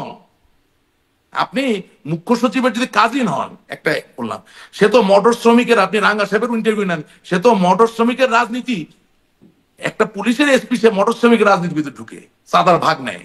আপনি কি মনে করেন সেটাকে সহজ কথা মনে করেন? টিপু মুন্সির মধ্যে একটা বীর মুক্তিযোদ্ধা বাণিজ্য মন্ত্রী ছিল, সেও তাকে হুজুর হুজুর করতেছে। আপনি বুঝতেছেন না যে আমি কি বলতে চাচ্ছি? রাজনীতি কি রাজনীতিবিদের হাতে ছিল নাকি? এখনো অনেকে বলে না, লজ্জায় ভয়ে চিন্তা করে যে যদি আমি কিছু না পাই। মানে তাহলে আমার কথা হলো ভাই, এখন আপনাদের উপরে কি আসলে সেই ফোরামটা নাই, আপনি একটু আগেও বলছিলেন, তাহলে এখন আপনাদের উপরে কি নির্দেশনা বা আপনাদের কাছে কি বার্তা? হ্যাঁ, ওই ফোরাম খুব তৎপর আছে। তারা এখনো সমানে মিথ্যা কথা বলে যে যতগুলো টেলিগ্রাম গ্রুপ, প্রত্যেকটা টেলিগ্রাম গ্রুপ যেগুলোতে নেত্রী কথা, প্রত্যেকটার ভিতরে জামাত বিএনপির সক্রিয় লোক ঢোকানো আছে। তারা নেত্রীর প্রত্যেকটা বক্তব্য রেকর্ড করে এবং জায়গা মতো চলে যায়, কোনো সিক্রেসি নাই। এবং ওখানে আমাদের এই পাঁচ আটার দল, এই চাটুকারের দল, যারা সত্য মিথ্যা কোনো আলাদা করতে শিখে নেই বা চায় না, তারা এখনো বলে যে নেত্রী একটা হুকুম দিবেন, কালকে সব উল্টাই দিব। বলতেছে, মিথ্যা কথা বলেই যাচ্ছে সমানে। লজ্জাশরম নাই তো, বেহায়ার দল। এমন এক সাবেক এমপি রেকর্ডিং আমার কাছে আছে, আপনাকে বলি, মজা পাবেন আপনি শুনতে। ধরেন রংপুর থেকে আপনি যদি খুব দ্রুত গতিতে গাড়ি চালায় আসেন, কত সময় লাগে ঢাকায় আসতে? বলেন, আপনার অভিজ্ঞতাই ভালো। একটা ধারণা করেন কত সময় লাগে খুব জোরে চালায় আসলেন? 5 ঘন্টা। মানে নিজেকে না মেরে আর কি। ছোটবেলায় একটা লাইন শুনতাম যে 3 ঘন্টায় গুলিস্তান আর নাইলে কবরস্থান। লাইন শুনছেন কখনো? 3 ঘন্টায় গুলিস্তান নাইলে। ওইভাবে যদি গাড়ি না চালান, তাছাড়া 5 ঘন্টায় আসবেন, ঠিক আছে না? তো মাননীয় নেত্রী বলতেছেন যে প্রয়োজনে তোমরা খুব দ্রুত ঢাকায় চলে আসার দায়িত্ব নিবা এবং তোমরা 5 থেকে 6 ঘন্টার ভিতরে যাতে ঢাকায় আসতে পারো, এইভাবে তোমরা সবসময় প্রস্তুতি নিয়ে থাকবা। আপনি জানেন এমপি কি বলে নেত্রী? বলে, নেত্রী আমি আমার সব লোকজন নিয়ে রংপুর থেকে 4.5 ঘন্টার ভিতরে পৌঁছে যাবো। এখন হাউ ডু ইউ মেনটেন সাব্য ভাষা ব্যবহার করে এর কথা আপনি কিভাবে কোট করবেন? এর মতো একটা চাটুকার মিথ্যুক লোক কি করবেন? চলতেছে, কিন্তু চলছে মানে কি? ধরেন আপনার যেখানে স্ট্র্যাটেজিক আলাপ, যেখানে আপনার দলীয় সংগঠিত হওয়ার আলাপ, সেটাও চলে যাচ্ছে জামাত এবং বিএনপির কাছে। জামাত বিএনপি তো আমার বন্ধু না, সেটা আমার রাজনৈতিক প্রতিপক্ষ। তার মানে এখনো যারা অর্গানাইজ করতেছে, they don't know how to do it, because 15 বছর 16 বছর আসল রাজনীতি না করার কারণে যারা এখন চেষ্টা করতেছে তাদের সাহায্য করার চেষ্টাটাকে ছোট করে দেখতে চাই না, কিন্তু তারা কি জানেন কিভাবে করতে হবে কাজটা? তারা তো জানেন না। তো সবাই এত তেল দেন কেন? মানে আপনি বলছিলেন যে চাটা, মানে এত চাটছেন কেন? সবাই চাটলেই লাভ হয়, না চাটলে হয় না, ব্যাপারটা এরকম? সবাই তেল দেয় কারণ ভাবে যে ইউনূস সরকার বেশি দিন থাকবে না, তারপরে বিএনপি যদি তার মানে তেলে লাভ হয় বা চেটে লাভ না, হয়। বিএনপি যেভাবে চাঁদাবাজি করছে তাতে বিএনপিও খুব অজনপ্রিয় হয়ে যাচ্ছে। সুতরাং আওয়ামী লীগের ফিরে আসা তো অবশ্যম্ভাবী। আর যদি ফিরে আসে তাহলে আমাকে একটা এমপি হতে হবে, আমাকে একটা নৌকা মার্কার নমিনেশন পেতে হবে, আমাকে একটা মন্ত্রী হতে হবে, এবং এই যে আমার আয় ইনকাম যা থেমে গেছে এটা আমাকে আবার চালু করতে হবে। সুতরাং আমার তেল মারা ছাড়া তো কোনো উপায় নেই, তেল মেরেই তো আমার জায়গাটা রাখতে হবে, কারণ আমরা তো শিখে গেছি যে তেল মারা ছাড়া জায়গা পাওয়া যায় না।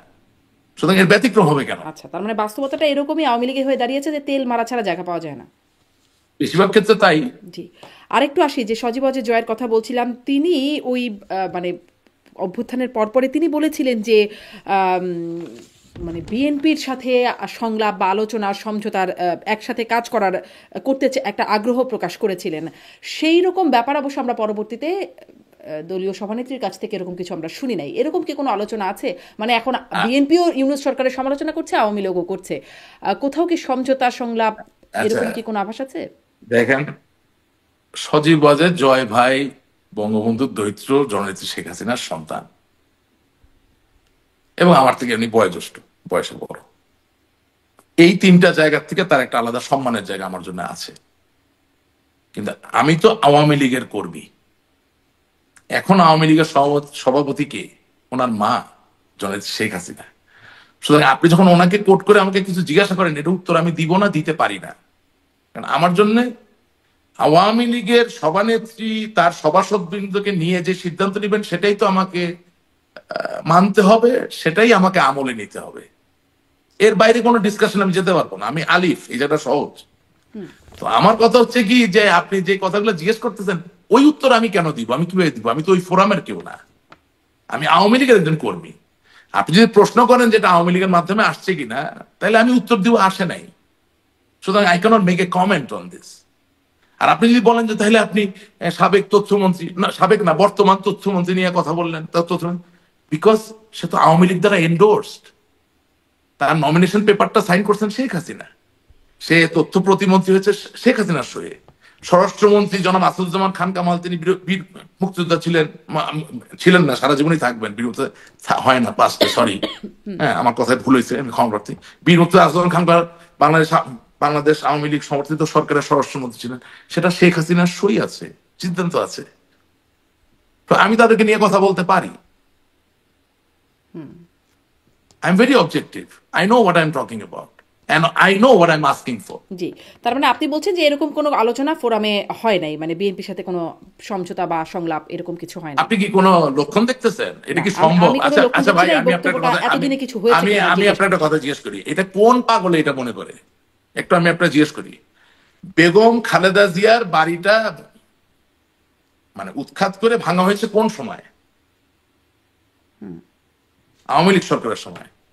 বেগম খালেদা জিয়া তো একজন বাঙালি নারী। তো আপনি কি সত্যি মনে করেন তার এত বছর ওই বাড়িতে থাকার যে স্মৃতি এবং সেটা ভেঙে ফেলার পরে তার যে বেদনা, সেটা ন্যায় হোক বা অন্যায় হোক, উনি ভুলে গিয়ে আওয়ামী লীগের সাথে আঘাত করতে আসবেন?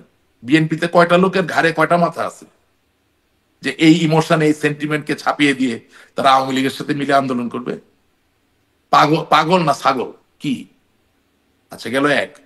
2 নাম্বার, আপনি মনে করেন 2008 সালে কতগুলো জিনিস কিন্তু রিজলভ হয়ে গেছে। আমি একটু ওই জায়গা থেকে আসি। প্রথম কথা, 2008 সালের নতুন প্রজন্মের ছেলেমেয়েরা বাংলাদেশ আওয়ামী লীগকে ম্যান্ডেট দিয়েছিল যে আপনি একটা ডিজিটাল বাংলাদেশ গড়ে তুলবেন। 2 নাম্বার ম্যান্ডেট দিয়েছিল যে আপনি যুদ্ধাপরাধী মুক্ত একটা বাংলাদেশ গড়ে তুলবেন, রাইট? 3 নাম্বার ম্যান্ডেট দিয়েছিল আপনি মুক্তিযুদ্ধের চেতনায় আবৃত পুষ্ট একটি সমাজ ব্যবস্থা গড়ে তুলবেন, যেটা মানে হচ্ছে ন্যায় বিচার প্রত্যেকটা জায়গায়, তাই না? এটা কিন্তু আমরা পেয়েছিলাম ম্যান্ডেট। এবং সেই জায়গায় বঙ্গবন্ধু শেখ মুজিবুর রহমান, জাতির পিতা, স্বাধীনতার পুরোধা ব্যক্তি, আসলে বলতে গেলে হি ইজ দ্য চ্যাম্পিয়ন। জাতীয় চার নেতা সৈয়দ নজরুল ইসলাম সাহেব, তাজউদ্দিন সাহেব, ক্যাপ্টেন মনসুর আলী, কামরুজ্জামান সাহেব, তারা জাতীয় চার নেতা। তার সাথে ছিল, তার অনুপস্থিতি তারা এই যুদ্ধ পরিচালনা করেছেন। এবং অফকোর্স এখানে সৈয়দ নজরুল ইসলাম সাহেব এবং তাজউদ্দিন সাহেবের ভূমিকা ছোট করে দেখার কোনো সুযোগ নেই। এবং সৈয়দ তাজউদ্দিন সাহেব was the real engineer, real architect এই মেকানিজমটা পরিচালনা করার ক্ষেত্রে। এই কৃতিত্ব দিতেই হবে। এখন যেই বঙ্গবন্ধুর উপরে ভিত্তি করে আমার রাজনীতি, যেই বঙ্গবন্ধুর উপর ভিত্তি করে আমার রাজনৈতিক আদর্শ পরিচালিত হচ্ছে, সেই বঙ্গবন্ধু যদি, আমি মনে করি, যদি বীরুত্তম দিয়ে থাকে মেজর জেনারেল জিয়াউর রহমানকে মেজর জিয়া হিসাবে, বা মুক্তিযোদ্ধার স্বীকৃতি দিয়ে থাকে, এই যে 2-3টা মন্ত্রী, প্রধানমন্ত্রী শেখ হাসিনারে খুশি করার জন্য তেল মারতে গিয়া যে তার খেতাবটা কেড়ে নিল মিটিং করে, এটা কি আব্বার থেকে বেশি বোঝা হলো না একটু? আমার আব্বা যাকে সম্মান করে, আমি যদি আমার আব্বাকে রিয়েলি সম্মান করি, আমি কি ওই লোকটাকে অসম্মান করতে যাব? আমি ওনাকে অ্যাভয়েড করতে পারি প্রয়োজনে, শরীর খারাপ, পেটে ব্যথা, মাথায় ব্যথা, ভাই আজকে দেখা করতে পারেন, ঠিক আছে, বাট আমি তো সামনাসামনি অসম্মান করতে পারি না, পারি কি? তা তাইলে আমি স্কুলে পড়েছি K force, major general Khaled মোশাররফের K force, আমার চাচা, আমার আব্বার আপন খালাতো ভাই। আমি পড়েছি S force, major general Shafiullah force, major Shafiullah. আমি পড়েছি Z force, major Ziaur Rahman, major Z. আপনি পড়েন না স্কুলে? আপনি তো পড়েছেন। খেতাবগুলো কে দিয়েছে? বঙ্গবন্ধু দিয়েছে। এখন কয়েকটা মন্ত্রী তাদের মন্ত্রিত্বকে চিরস্থায়ী করার জন্য বঙ্গবন্ধু কন্যাকে এমনই তেল মারতে গেলেন যে জাতির পিতা বঙ্গবন্ধুর দেওয়া খেতাবকেও তারা বাতিল করলেন। তাহলে এই যে সেন্টিমেন্টের জায়গাটা, এই জায়গা থেকে কাজ করে গেল। কোন পাগল ছাগল মনে করে যে বিএনপির সাথে আওয়ামী লীগ মিলে একসাথে আন্দোলন করবে? যারা মনে করে তারা পাগল এবং তারা ছাগল, দুটোই। আপনি পাগল ছাগল বলছেন, কিন্তু আমরা রাজনীতিতে স্বার্থ হাসিলে আসলে অনেকের সাথে আন্দোলন একসাথে অনেক রকম সমঝোতা করতে দেখেছি। আপনি যে স্বার্থ হাসিলের কথা বলতেছেন, সেই স্বার্থ হাসিলের জন্য তো আমরা নাই। আপনি বাংলাদেশের এখন গণমাধ্যম যদি পর্যালোচনা করেন, আমি মনে করি নিয়ন্ত্রিত গণমাধ্যম, তারপরেও নিয়ন্ত্রিত গণমাধ্যম এবং রাজনৈতিক দলগুলোর বক্তব্য কোন জায়গায় যে আপনি হিসাবে নেন, কোথাও কি আমরা আছি নাকি? আমি তো বারবার আপনাকে ওটাই বলছি, স্বার্থের জায়গা আসবে কখন? আপনি যখন আপনার জায়গাটাকে সুসংগত করবেন। আপনি তো সুসংগত করছেন না, এরকম কিছু হচ্ছে না বা হওয়ার সুযোগ নাই বলেই। শুনেন, আপনি বাংলাদেশের উপরে ডোনাল্ড ট্রাম্প কত পার্সেন্ট দিয়েছিল? 37%। 37% কি শুধু শুল্ক। বিএনপি আর জামাতের উপরে ছিল? 37% কি শুধু এনসিপির উপরে বা ইউনূস সাহেবের উপর ছিল, না সাথে পুরো বাংলাদেশের উপরে ছিল? আমাদের আমাদের ভাষ্যটা কি আসছে, আমরা কি বলেছি? আমরা বাংলাদেশের সর্ববৃহৎ রাজনৈতিক দল হিসেবে আমরা কি একটা কৃপা প্রার্থনা করে একটা চিঠি ডোনাল্ড ট্রাম্পকে দিয়েছি যে ভাই আমার দেশের মানুষকে মাইরো না? দেশ বাঁচলে না আমি, দেশ না বাঁচলে আওয়ামী লীগ কোথায়, দেশ না বাঁচলে বিএনপি কোথায়? But we did not do it. এই যে ভারত যে আপনি যেহেতু এটা বলছেন, ভারত যে ট্রান্সশিপমেন্ট বাতিল করলো সেটার জন্য আপনারা তো ভারতেই বসে আছেন, মানে আপনি না। আমি আমরা অন্যের অনিষ্ট থেকে নিজের ভালো খোঁজার চেষ্টা করছি, এটা কি তাই হয়? পৃথিবীতে কোনো জায়গায় খালি পড়ে থাকে না, আপনাকে তো আপনার কাজটা করতে হবে। আপনার বন্ধু পরীক্ষায় ফলাফল খারাপ করবে বলে আপনি পরীক্ষায় ভালো করবেন, এটা কোন সূত্র ভাই? আমি জীবনে শুনিনি এটা। বা আপনার শত্রু পরীক্ষায় ফলাফল খারাপ করবে বলে আপনি পরীক্ষায় ভালো করবেন, এমন কোন সূত্র কি আপনি পড়েছেন কোনোদিন? So what are we doing? আর আপনি ট্রান্সশিপমেন্টের কথা বলতেছেন। প্রথমে তো ট্রান্সশিপমেন্ট নিয়ে আমাকে লন্ডন থেকে একজন কি বলে মাঝে মাঝে ইন্টারনেট টক শো করেন ভদ্রমহিলা, নামটা কি, হাসিনা, ওনার নাম হাসিনা, হ্যাঁ আমি পুরান ভুলে গেছি ওনার। তা আমাকে উনি জিজ্ঞেস করলেন, তা আমি ট্রান্সশিপমেন্ট বাতিল করার প্রসঙ্গে যা বললাম ওটা ওনার পছন্দ হয়নি। আমি জেনে শুনে বলার চেষ্টা করি, মানে ওনার বক্তব্য হচ্ছে যে আওয়ামী লীগকে ক্ষমতায় বসানোর জন্য ভারত তার ট্রান্সশিপমেন্ট বাতিল করেছে। অত তো আমি বুঝি না, আমি কম বুঝি। আমি যেটা বুঝি যে ভারত একটা খুবই একতাবদ্ধ দেশ। কোন জায়গাটায়? ভারতের নিজস্ব স্বার্থের জায়গায়। ভারতের জাতীয় স্বার্থে বিজেপি, কংগ্রেস, প্রত্যেকটা দল, তৃণমূল কংগ্রেস, সিপিবি সবাই এক হয়ে যায়। অর্থাৎ ভারতের ব্যবসায়ীরা যদি মনে করে তাদের জন্য এই ট্রান্সশিপমেন্টটা এখন ভালো না আপাতত, সেটা তারা বন্ধ করবে। আপনি আমার কথার ইঙ্গিত বুঝতে পারছেন আমি কি বলতে চাচ্ছি? মানে তার ভারত তার নিজের স্বার্থেই ট্রান্সশিপমেন্ট বাতিল করার যে ব্যাপারটা, এটা আওয়ামী লীগের কোনো স্বার্থে না। কিন্তু ভারত এরকম ভিসা বন্ধ রেখেছে কেন? কিন্তু আমি যদি এই কথাগুলো শুধু বারবার আমার দলের সাথে সংযোগ করার চেষ্টা করি, তাহলে 2 দিন পরে তো লোক আমাকে বলবে যে ভাই আপনি বাংলাদেশ আওয়ামী লীগ না, আপনি তো স্পষ্ট। মানে এত নগ্নতার প্রয়োজন কেন? জি জি, আপনি আপনার দলের এখানে নগ্নতা দেখছেন, কিন্তু ভারত তার নিজের স্বার্থে কাজ করে, সব যা করে বলছে। তার ভিসাটা বন্ধ করে রেখেছে কেন আওয়ামী লীগ সরকার পতনের পরপরই? না, সেটা সেটা তাদের অনেকগুলো কনসিডারেশনের ব্যাপার থাকতে পারে। তারা ভাবতে পারে যে অনাকাঙ্ক্ষিত ভিসা কেন, ভিসার ব্যবস্থা কেন, যাকে আমি চাই সেই আসুক, এর জন্য তো আপনি মার্কিন যুক্তরাষ্ট্রে যাবেন। মার্কিন যুক্তরাষ্ট্র যদি মনে করে আপনি তার জন্য ভালো না, আপনাকে তো সে ভিসা দিবে না। ওই অধিকারটা তো একটা রাষ্ট্রের আছে। তা তো আছেই। ট্রান্সশিপমেন্টের ব্যাপারটাও তাই। আপনার স্বার্থে যখন হানি হবে তখন আপনি বন্ধ ভিসা করবেন। বাতিল করার সুযোগ থাকেই দেশের পক্ষে। বাতিল করার যেমন সুযোগ থাকে, আবার ভিসা না দেওয়ারও সুযোগ থাকে, case to case basis. He is not obligated to give you visa. আমি এটা আসলে বুঝতে চাইছিলাম যে ভারত যদি নিজের স্বার্থেই করতো, আওয়ামী লীগের স্বার্থের কথা বিবেচনা না করতো, তাহলে ভিসা বাতিলের কাজটা বলতে পারি না। আমি ভারত সরকারের কেউ না, এই বিষয়ে কোনো সরকারি বিবৃতিও ভারত থেকে আমি পাই নাই, সুতরাং আমি এটা নিয়ে কথা বলতে পারি না। তাহলে এই কথাটা বাদ দিই। আমি এতটুকু বলতে পারি যে ভিসা ছাড়া অনেক বাঙালি তো এখন ভারতে আছে, ভিসা ছাড়াও আছে, অনেক বাঙালি আছে এবং আওয়ামী লীগের নেতাকর্মীরা আছে। প্রথম আলোতে কদিন আগে এরকম একটা রিপোর্ট আসছে যে কলকাতা, যুক্তরাজ্য, নিউ ইয়র্ক, সম্ভবত এরকম কয়েকটি দেশের কথা, আমি একদম যদি বলি কোন কোন দেশের কথা বলছে, হ্যাঁ, কলকাতা, লন্ডন, নিউ ইয়র্কে আওয়ামী লীগ নেতাদের বিলাসী জীবন, এই হেডিংয়ে একটা বড় খবর, একটা বড় প্রতিবেদন সেখানে দিচ্ছে। এই যে বিলাসী জীবনের, সেইখানে ছবি দিয়ে বলা হচ্ছে, ছবিতে আছে ওবায়দুল কাদের, আসাদুজ্জামান খান কামাল, হাসান মাহমুদ, জাহাঙ্গীর কবির নানক, আব্দুর রহমান, বাহাউদ্দিন নাসিম, শামীম ওসমান ও ফজলুর তাপস, এই কজনের ছবি দিয়ে আছে, আরও নেতাকর্মীদের কথা বলা হচ্ছে। এই বিলাসী জীবনযাপনের উৎসটা আসলে কি? কিভাবে এত বিলাসী জীবনযাপন করছেন? অর্থের উৎসটা কি? আমি তো দেখি নেই, আমি জানি না। আপনাদের নেতাকর্মীরা এই প্রশ্নটা আপনাদেরকে করে না? করে। কি উত্তর? তাদের একটা ধারণা আছে, তাদের ধারণা যে এই নেতাকর্মীরা হাজার হাজার কোটি টাকা বাইরে নিয়ে গেছে, এটা তাদের ধারণা। এটা এখনো তো প্রমাণিত না, কিন্তু আমি তো নিজে দেখি নেই, সুতরাং আমি এটার উপর কিছু বলতে পারছি না। তবে আমি এতটুকু বলতে পারি যে বিদেশে গিয়ে বিলাসী জীবনযাপন না করেও জীবনযাপন করা সম্ভব, কিন্তু বিলাসী জীবনযাপন অর্থ পাচার করা সম্ভব, করা ছাড়া করা সম্ভব না। আমি কি বুঝাতে পারছি আপনাকে?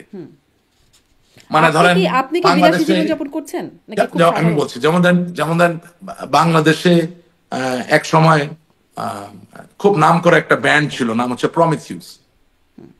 সে প্রমিথিউস গায়ক ছিল, নাম হচ্ছে বিপ্লব ভাই। হ্যাঁ, তো আমার খুব ফেভারিট একটা ব্যান্ড প্রমিথিউস। আমার বড় ভাইও সেই ব্যান্ডে বেস গিটার বাজাতো। সে তো বাংলাদেশের স্বনামধন্য একজন সঙ্গীত শিল্পী ছিল, তাই না, একজন তারকা ছিল।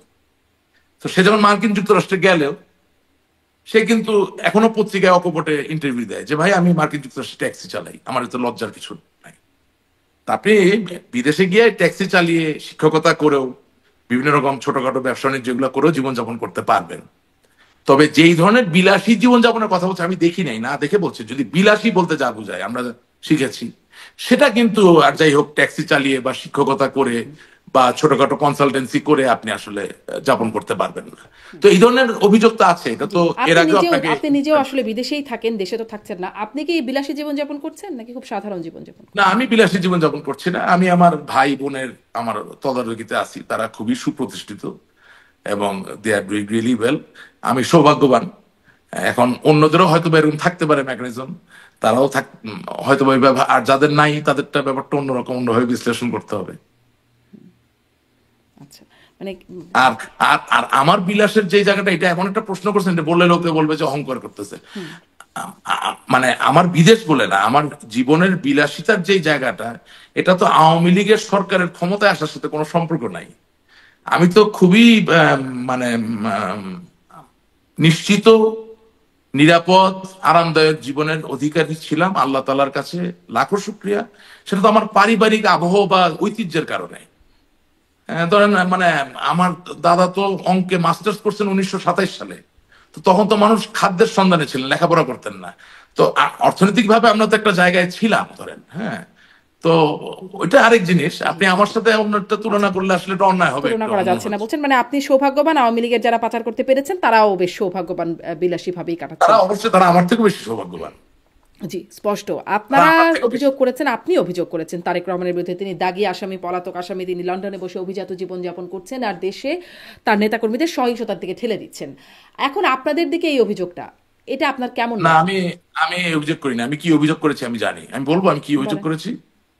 আচ্ছা, আমার সবচেয়ে সুপরিচিত সমাদৃত যেই কথাটা তারেক জিয়া সম্বন্ধে, সেটা খুব পরিষ্কার। আমি এখনো আবারও বলি, আমি শেখ রবিউল নামে বাংলাদেশ ন্যাশনালিস্ট পার্টি বিএনপির একজন রাজনীতিবিদ, তিনি ধানমন্ডি এলাকায় নির্বাচন করেন এবং কেন্দ্রীয় বিএনপির নেতা। তাকে আমি লাইভ প্রোগ্রামে শুধু জিজ্ঞাসা করেছিলাম যে তারেক জিয়া সাহেবের যুক্তরাজ্যে আয়ের উৎস কি।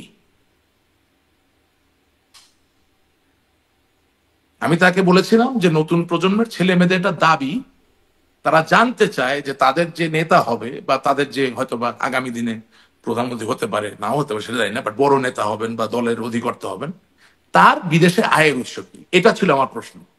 আপনি ভুল করছেন, আপনি শুনে দেখবেন, এটা মিলিয়ন মিলিয়ন ভিউ হয়েছে। ওটা হতে পারে, ওটা হয়তো আপনি এই প্রশ্নটা আপনি করেছেন। মানে আমি যেটা বলছি সেটাও আমি শুনেই বলছি। আমি মেপে বলার চেষ্টা করি। প্রধান ছিলেন একটা টক শোতে, আপনি সেই টক শোতে আপনি এটা বলছিলেন, একদম সেখানে তারেক রহমান দাগী আসামি, পলাতক আসামি, লন্ডনে বসে অভিজাত জীবনযাপন করছেন, তার নেতাকর্মীদের সহিংসতার দিকে। আচ্ছা, 2 নম্বর কথা হচ্ছে, বলছি, সেখানে শেখ রবিউল ভাই একটা ভুল করেছিলেন। তিনি বলেছিলেন ওনার টাকা বাংলাদেশ থেকে যায়। ওনার বাবা সামরিক সাবেক সেনা কর্মকর্তা ছিলেন, রাষ্ট্রপতি ছিলেন, মা প্রধানমন্ত্রী ছিলেন, পেনশনের টাকা পান।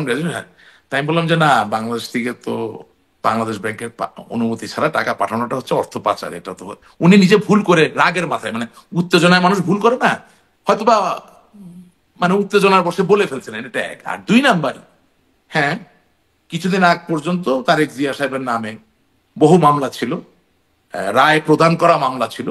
সেই জায়গা থেকে নাজমুল প্রধান সাহেবের সাথে সময় টিভিতে আমার যে অনুষ্ঠান, সেখানে আমি কথা বলেছি, but what ever I said it was based on fact. আমি ফিকশন বেসড কোনো কথা বলি না। এখন আসলে সেই ফ্যাক্ট বেসডই বলা হচ্ছে, আপনাদের নামে মামলা আছে এবং আপনারাও পলাতক, এখন আপনাদের বিরুদ্ধে একই রকম অভিযোগ। আমি আসলে না, আপনার কথা ভুল, আমরা পলাতক নই, ইউ আর রং। আপনার নামে আমি কালকে মামলা করলে আপনি পলাতক হবেন না। You are totally wrong. আইনের বইয়ে রেফিউজি একটা পূর্ণাঙ্গ সংজ্ঞা দেওয়া আছে। সংজ্ঞাটা হচ্ছে যে যখন কোর্ট আপনাকে সামন করবে, আপনি যদি সেই সামন অনুযায়ী সমর্পণ না করতে পারেন, তখন থেকে আপনি ফিউজিটিভ হবেন। নট রেফিউজি, ভুল বলছি, ফিউজিটিভ। তখন থেকে আপনি, যে শব্দটা আপনি বাংলায় কি বললেন, পলাতক হবেন। আমি পলাতক নই। আমার নামে, আপনার নামে, আমার নামে, যে কোনো নামে একজন মামলা করতে পারে। মামলার অভিযোগ দায়ের করা এক জিনিস, চার্জ গঠন আরেক জিনিস। সুতরাং কালকে রহিমউদ্দিন, কলিমউদ্দিন, সলিমউদ্দিন আমার নামে একটা মামলা করে দিল, যেই তারিখে আমি দেশেও নাই, ত্রিসীমানায় নাই, ধারে কাছেও নাই, আমি তার জন্য পলাতক হয়ে গেলাম। এত সোজা আবার ব্যাপারটা। কিন্তু আপনারা তো আদালতে হাজির হতে পারছেন না, আমি বলছিলেন আত্মসমর্পণ করতে পারছেন না। যিনি মামলা করেছেন তার ভয়ের আশে প্রমাণ দূরে নাই। যিনি মামলা করেন তার ভয় না, আমি তাদের ভয়ে, যারা বিনা বিচারে আক্রমণ করেন আদালতে। Is a difference. As a journalist, as a গণমাধ্যম কর্মী, you have to be able to protect me. What I'm trying to tell you. যিনি আমার নামে মামলা করছেন তাকে আমি ভয় পাচ্ছি না, তিনি মামলা করতে পারেন। আপনার এই ব্যাখ্যার সাথে আমার খুব দ্বিমত করার জায়গা নেই। আমরা দেখতে পাচ্ছি যে আওয়ামী লীগের নেতাকর্মীরা আদালতে যাওয়ার সময় কিভাবে হেনস্থা হচ্ছেন বা জামিন পেলেও মারধরের শিকার হচ্ছেন। আর দুই নাম্বার, আমি তখনই পলাতক হব যখন খোদার ফজলে বাংলাদেশ পুলিশ ওই দায়েরকৃত মামলার তদন্ত করে প্রমাণ করতে পারবেন প্রাথমিকভাবে যে আমি আসলে হত্যাকারী ছিলাম। তার আগে আমি পলাতক নই। আমার নামে ওয়ারেন্ট ইস্যু হবে, সাপিনা, ইংরেজি বলে সাপিনা, সমন ইস্যু হবে, আমি হাজির হব না, তারপর আমি পলাতক হব, তার আগে নয়। এখানেও বলি আপনাকে, এই জায়গাও আমাদের এখন তো বললেন নিজের ঘাড়ে, মানে নিজেকে থুতু মারা হয়। এই যে পলাতকের যে সংজ্ঞা, সুপ্রিম কোর্ট হাইকোর্টের ভাষায় তো পরিবর্তিত হয় নাই, আইনের ভাষায় পরিবর্তিত হয়নি। কিন্তু আমাদেরই একজন মানে 5-8 তেলবাজ আইনজীবী আমাদের সরকারকে খুশি করতে গিয়ে অনেক দুদকের মামলা অনেক জায়গায় অযাচিত ভাবে, যিনি পলাতক না তাকে পলাতক বানানোর চেষ্টা করেছেন। সেই তেল মারার কারণে আজকে আপনিও ভুল বুঝতেছেন, এখন আপনি আমাকে পলাতক বলছেন। বললাম তো, নিজেরা যা করেছি তার দায়ভার তো কিছুটা আমাদেরকে নিতে হবে। আমরা এমনই তেল মারা শুরু করলাম যে বিচারকের সামনে গিয়ে পলাতকের সংজ্ঞা উল্টা বলা শুরু করে দিলাম। আপনি বারবারই তেল মারার কথাটা বলছেন। আমি আরো ছোট ছোট করে কয়েকটা জায়গায় আসি যে আপনার সেই মোহাম্মদ আরাফাতের বক্তব্য বলছেন যে তত্ত্বাবধায়ক সরকারের অধীনে নির্বাচন চান। তিনি বলছেন যে ডক্টর ইউনূসের অধীনে কোনো নির্বাচনে যাবেন না। তাহলে যদি সত্যিই আমি বলছি, কারণ আসলে নিশ্চিত না আসলে ডিসেম্বরে হবে বা ডিসেম্বর থেকে জুনের মধ্যেও আদৌ হবে কিনা সেটিও এখনো খুব নিশ্চিতভাবে বলা যাচ্ছে না। নির্বাচন হলে আপনারা কি করবেন, সেই বার্তা কি আছে আপনাদের কাছে? আপনাকে আমি বললাম যে প্রথমে তো আমাকে পরিষ্কার হতে হবে যে বঙ্গবন্ধু কন্যা জননেত্রী শেখ হাসিনা নিজেকে সাংবিধানিকভাবে প্রধানমন্ত্রী বলেছেন এবং সেই জায়গাটাকে প্রতিষ্ঠিত করার জন্য উনি আমাদেরকে কোনো নির্দেশনা দিবেন কিনা সেটা জানতে পারলে না নির্বাচন হবে কি হবে না, করবেন কি করবেন না, এই প্রশ্নের উত্তর দেওয়া যাবে। আমি তো এখন বিভ্রান্ত অবস্থায় আছি। আমি আপনার কাছে যে প্রশ্ন, মানে আমি নিজেই যেখানে বিভ্রান্তিতে, আমি তো মানে প্রথমে একটা বক্তব্য শুনলাম। তাহলে এটা আপনারা বুঝতে পারছেন না যে সামনে নির্বাচনে আওয়ামী লীগ আসলে যেতে পারবে, মানে যেতে পারবে না, দেশের মধ্যে এরকম একটা প্রচারণা আছে। আর যদি যেতে পারে তাহলে কি করবে সেই বিষয়ে আপনারা জানেন না। না, নির্বাচনে তো আপনি ভালো লোক যদি নমিনেশন না দেন, নির্বাচনের ফলাফলটা বড় কথা না। বড় কথা হচ্ছে কি, আমি যেটা আসলে বলার চেষ্টা করেছিলাম, একটু ব্যর্থ হয়েছি, এখন বলে ফেলি ফাঁকে। আওয়ামী লীগকে আমাদের পূর্বকৃত কর্ম থেকে আলাদা করতে হবে আওয়ামী লীগকে বাঁচাতে হলে। আপনি মানে মনে করেন আমার এলাকার একটা ছেলে, কথার কথা একটা নাম বলি আপনাকে, ধরেন মাহবুব, সে আওয়ামী লীগের নেতা, একটা স্কুলের প্রধান শিক্ষক, ঠিক আছে? এখন সে কি পুলিশকে গুলি করার নির্দেশ দিচ্ছে? দেয়নি তো। আচ্ছা, সে কি জামাত ইসলামীর কাউকে মিথ্যা মামলা দিয়ে গ্রেপ্তার করার কথা বলছে? বলে নাই তো। সে কি কোন ব্যাংকের টাকা লোন হিসেবে নিয়ে আর ফেরত দেয়নি, বিদেশে পাচার করেছে?